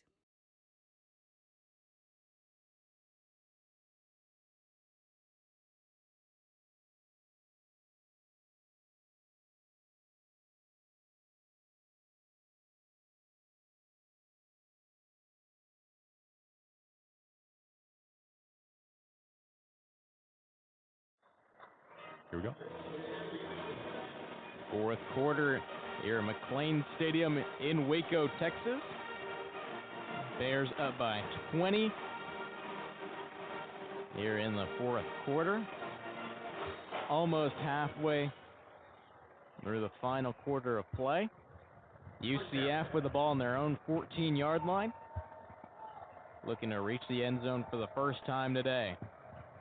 Baylor's defense not giving up very much. Looking downfield. Throws down the middle, and he overthrows Dwayne Thomas by a pretty big margin. It'll be 2nd down and 10. Devin Williams on the coverage. And this Baylor defense has to keep an eye on Dwayne Thomas. Got his first big catch of the game last drive. And there, he was open, but Taven Jackson just overthrew him. I think he's starting to break out in a little bit in this game. Dwayne Thomas, 7 catches for 72 yards, leads the UCF receivers in both those categories. Hand off to Jaden Nixon on the right side. Gets some room, and he'll be taken down. That's by number 17, Tyler Turner.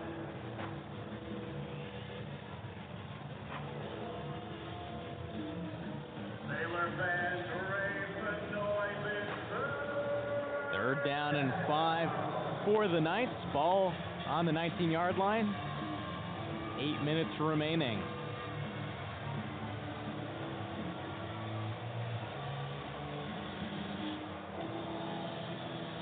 So far, a big statement for this Baylor defense and for Dave Aranda after plenty of frustration and plenty of questions coming into this game as Baylor calls their first time out of the second half. And I think if you're anybody on Baylor, if you're a player, a coach, a fan, you have to be so refreshed by how well this defense has played. And I think from the beginning, right, they were the ones attacking. Dave Aranda on Monday, we had mentioned that earlier in the game. His guys have been trying to dip their toe into the water, try to feel out the temperature, feel out the game, and kind of ease into it, and it hasn't been working. Led to slow starts, which eventually leads into the offense having to pick up the slack in the second half. But there's been no need of that today. Definitely not. This defense has been the sore spot for this Baylor team the entire year. The offense has been exceptional, with Sawyer leading almost every major statistical category for quarterbacks in the FBS, but the defense having 3 games of allowing 40 or more, and then in almost every single game except for Stanford, and this one currently allowing more than 3 scores. And so for this team to get to a place to where they can have a game where the defense is strong, and then they can go into the bye week and say, hey, we really like what we saw here today. We can take this into the rest of the year. Baylor ranking 10th in the Big 12 this year. Throw up the middle, it's picked off.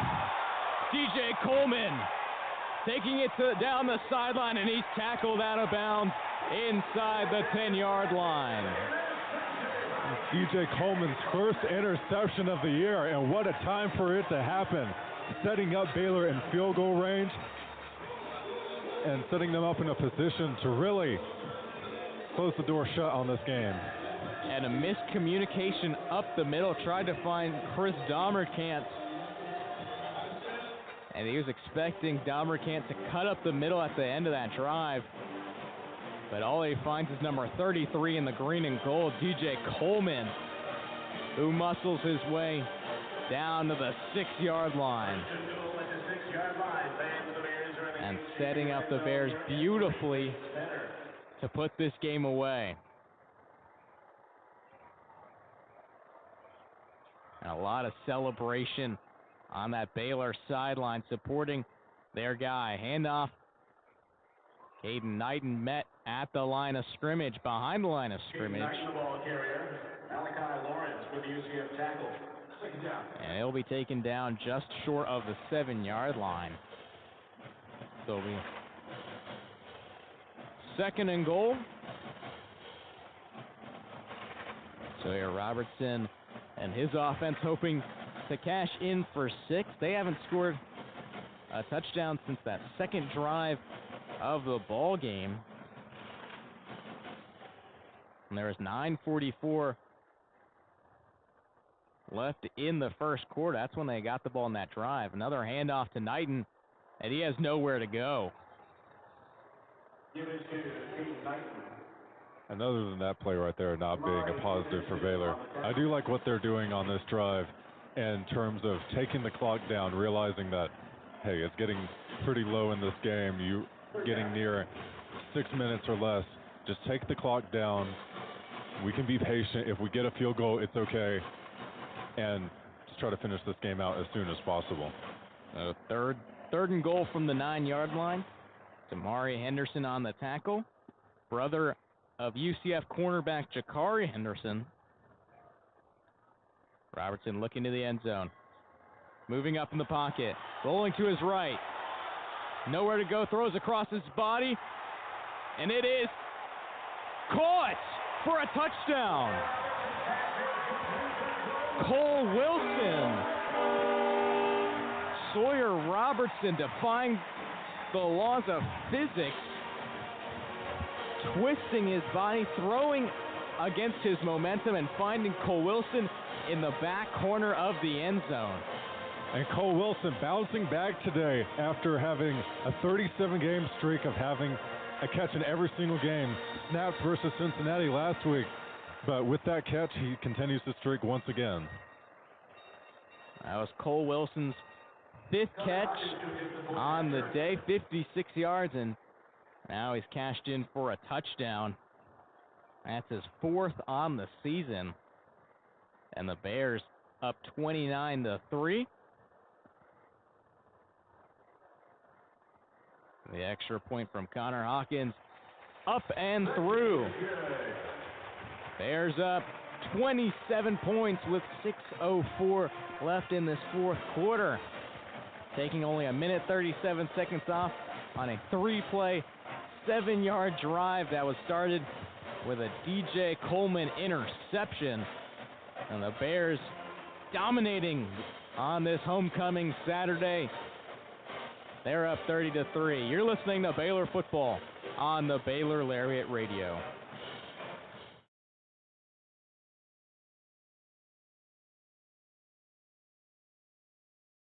Hey Bears! Are you a freshman or senior? Freshman and senior portraits are now being scheduled. Watch your Baylor email for more information on how to reserve your sitting.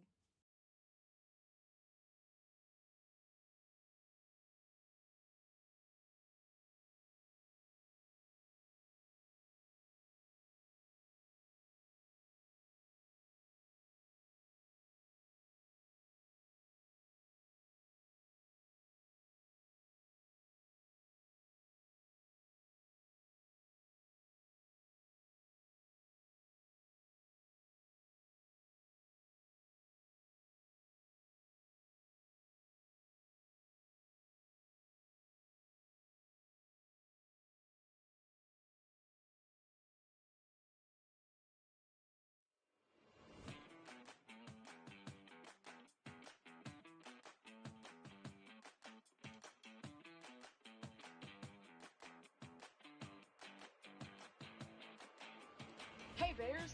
Are you always the last to know about what's happening at Baylor? Are you left quiet in a group when talking about last week's game? Well, you haven't gotten your morning buzz yet.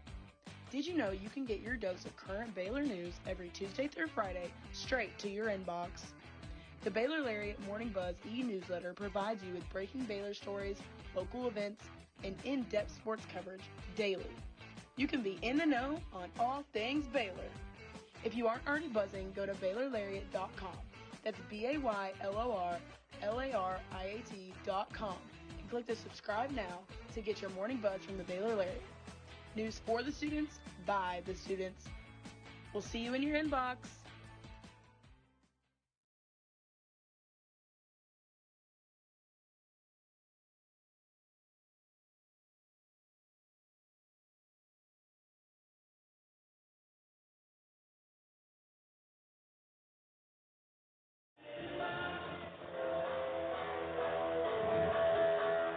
Mr. Blue Sky playing in the McLean Stadium speakers. Not a whole lot of blue sky that we've seen. It's a fairly overcast and cloudy day in Waco, Texas. For the Bears, it's been nothing but sunshine and rainbows. They're up 30-3 over the UCF Knights.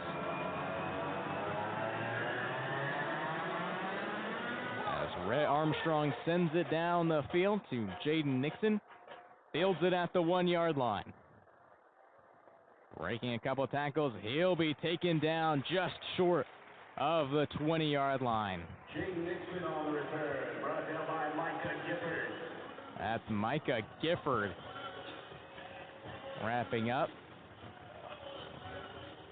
And even though there's still time left, this game is really in Baylor's pocket at this point. And so for Baylor, this is good for them to kind of get some of those backup players some time to shine, some time to get some playing time. And so, because this team is an older team, having a lot of seniors leaving, and so they need to prep the next generation of players that will be out here next year. Yeah, we've seen some on the defensive line, namely Trent Thomas, who came into this game with only 1 tackle in 4 games played. The flag is thrown pre-snap. And it'll be a delay of game. Some more miscues for the Knights.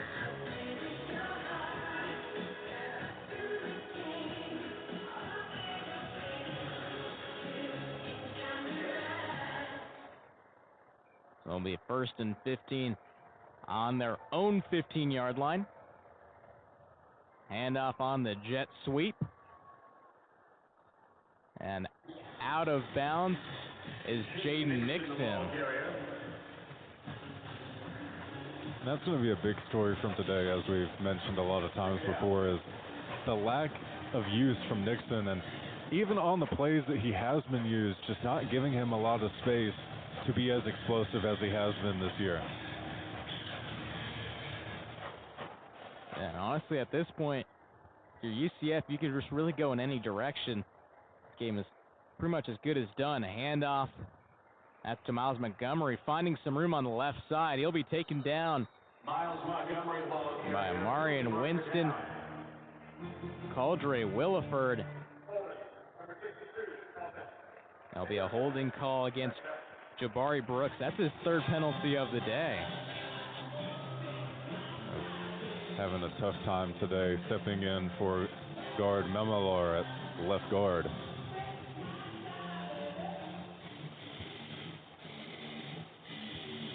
Like you said, the game is pretty much over at this point, and having for this team, they just got to put out there and put a good fight up. But the offense still is nowhere near where I think UCF wants it to be. Just sputtering all day. And a quick toss. And going out of bounds. That's Dwayne Thomas. Because the only plays that have worked, especially when it comes to rushing, is those Miles Montgomery outside runs where he gets a little space and is able to get a good 20-yard chunk play. But other than that, everything has been pretty much nullified by this Baylor defense, as UCF has only rushed for 74 yards this entire game as a team. 3rd down, 9 yards to go. 2 receivers to the right, 1 to the left. Jackson out of shotgun, looking downfield, trying to find a man in the sideline. And it's picked off. Jacob Redding. His 3rd interception of the season.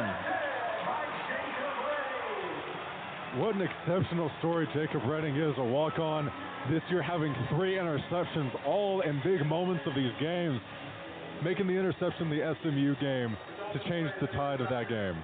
Then you have Kansas State making the interception to change the tide of that game, and for this one, it's all done and over. Now the offense has the ball and they can run out the clock. And it was really good defense by Caldre Williford defending against Dwayne Thomas. And Jacob Redding's there to pick up the scraps. Getting that tipped ball, keeping at least 1 foot in bounds as the Bears take over at midfield. As in at quarterback, Nate Bennett saw some time in the Sanford game in that 4th quarter.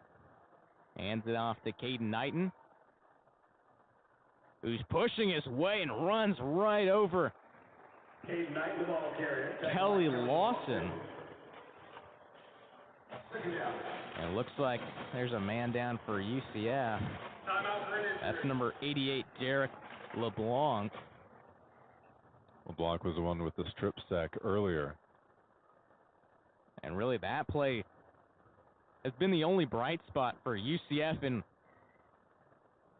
what's been somewhat uncharacteristic of them this season. And they've not had a lot of success against Big 12 opponents. They'll most likely drop to 1-4 in conference. They lost to Kansas State, Kansas, and Cincinnati. Their only win coming a week ago against West Virginia, who's 0-5 in conference play. Only ahead of Oklahoma State in the Big 12 standings with a 2-6 overall record. Oklahoma State 1-7. And just not a good showing for Scott Frost and his UCF Knights. Scott Frost leading this program to an undefeated 2017 season and a claimed national championship, which has been somewhat disputed by many in the college football community. Two receivers to the right, two to the left for Nate Bennett and the Bears. Ball on the UCF 48-yard line, 2nd and 7. Motions Cole Wilson to the left. Hands it off to Caden Aidan up the middle. He's got a hole. And he'll be taken down past the 45-yard line. As you talked about them bringing Scott Frost back, him being such a big figure in this program, having that 17-0 season. And while it's not good losing today, knowing that they have improved, and from last year, the only way they could go was up, and they've done that this year. And with Scott Frost at the helm, it looks like they'll continue to do so, and they will have lulls like this, but overall, it's been a far better season than last year. We haven't quite seen that success today. Caden Aidan up the middle, past the 40-yard line, and that'll be a Baylor first down. Trying to run this clock, 2:40 remaining in regulation. Bears a big 30-3.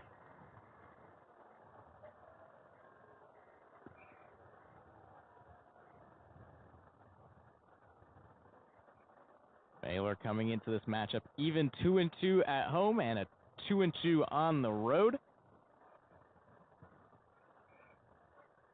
They've been away from home for the last month. Last home game was that 35-34 thriller against K-State as Joseph Dobbs leads the pile forward on the run up the middle. The Bears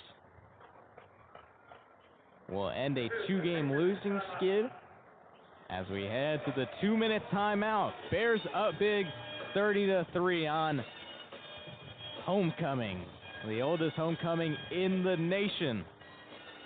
And we'll be back with the final 2 minutes in this Baylor dominating win. You're listening to Baylor Football on the Baylor Lariat Radio.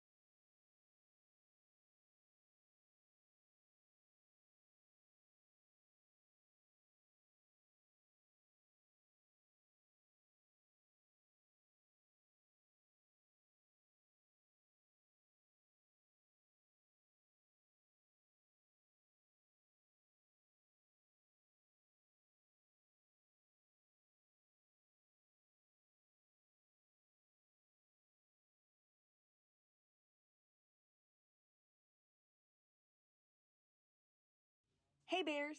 Are you a freshman or senior? Freshman and senior portraits are now being scheduled. Watch your Baylor email for more information on how to reserve your sitting.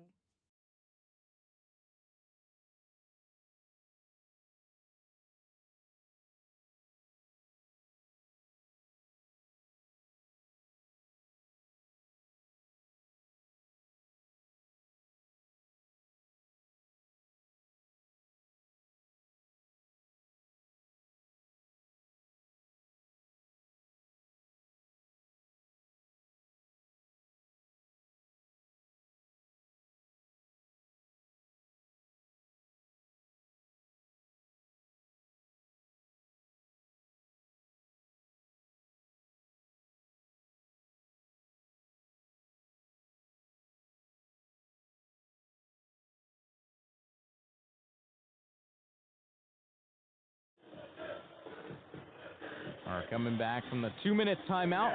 You're listening to Baylor Football on the Baylor Lariat Radio. I'm Jeffrey Cohen here alongside me, Aidan O'Connor. And Aidan, dominating win for the Bears. Nate Bennett in at quarterback.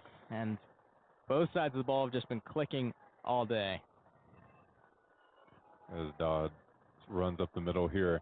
It has been a dominating performance by Baylor, and one they sorely needed after two heartbreaking losses, one being a close loss trying to get a comeback versus TCU, and then a blowout loss versus Cincinnati. And this was a much-needed win. This was a game that if you didn't win, people's jobs were going to be called into question. And so today, this is the game to get the Baylor fans back in and have somewhere like, hey, we might not make the Big 12 championship, but having an 8-4 record, you can't take that for granted, as Baylor fans know, with records in recent years. And so this has been a performance that they sorely needed. Joseph Dobbs met quickly, but on 3rd and 1, that's enough for a first down, and that'll put this game on ice. 1:10 remaining as Baylor, on their 99th homecoming, will improve to 52, 43, and 4 all time. A tradition spanning back to 1909. First time playing against UCF on homecoming.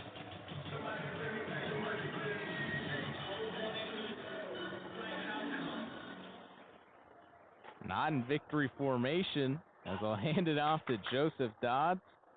He'll be met behind the line of scrimmage, but with under 40 seconds left, that'll do it in this ball game. With the sun poking out and shining light on this homecoming victory for the Baylor Bears, they take this one in convincing fashion, 30-3 against the UCF Knights, improving to 5-4 on the season. Now going to 3-3 in conference play. As the horn will sound and the victory bell will ring. The UCF will fall to 4-4 and 1-4 in conference play. I'm Jeffrey Cohen here alongside me, Aidan O'Connor, and Aidan, everything was just clicking. Complimentary football at its finest, and this is really the first glimpse we've seen of that this season. It really is. Baylor's offense finally getting out to a fast start in the game, getting those 2 back-to-back touchdowns and taking the lead early, because that's been a problem all season. Is the offense has been great, but not until the second half or starting in the second quarter. And so now Baylor's offense jumping out to a big lead. Sawyer handling himself versus a great passing defense. And the defense today. The defense for Baylor was the best they had played all season. And getting those 2 interceptions late, not letting UCF try to get back into the game or try to get an upset, is something that we really haven't seen this entire year. That type of just intensity. Like you said, there was this hesitancy in other games in terms of, just not having that intensity there at the beginning of games or when you get at the beginning of the second half. And so they really showed out today and had a great performance all around when it came to stopping the run game and the pass game. Yeah, defense going up against a UCF team who'd average 208 rushing yards a game, allow only 74 yards on the ground, 151 yards through the air to make a total of 225 yards. But on the offense, 417 total yards, 267 of those in the air, 150 on the ground, led by Caden Knight in his first 100-yard game, 21 runs for 104 yards. And then receiving, leading the way in yards, that's Michael Trigg with 82. Leading in receptions, Ashton Hawkins with 8. Trigg, Cole Wilson, and Josh Cameron, all three guys with a touchdown apiece. As the Bears take another homecoming win. They're 13-2 in their last 15 homecoming games, spanning all the way back to 2010. That'll do it from us in the broadcast here from McLean Stadium. But we're not done just yet. Post-game show will be up at 2:45. You can catch us right here on YouTube at Baylor Lariat Radio, or if you want to listen to us on X Spaces, that will be on the Baylor Lariat X page. You can also find us on Instagram Live if you want to see our smiling faces. Well, that'll be at 2:45. That'll do it from us in this broadcast. Bears win this one 30-3 on homecoming, defeating the UCF Knights. For myself, I'm Jeffrey Cohen. Alongside me, Aidan O'Connor, and from all of us here at the Baylor Lariat Radio. You've been listening to Baylor Football on the Baylor Lariat Radio.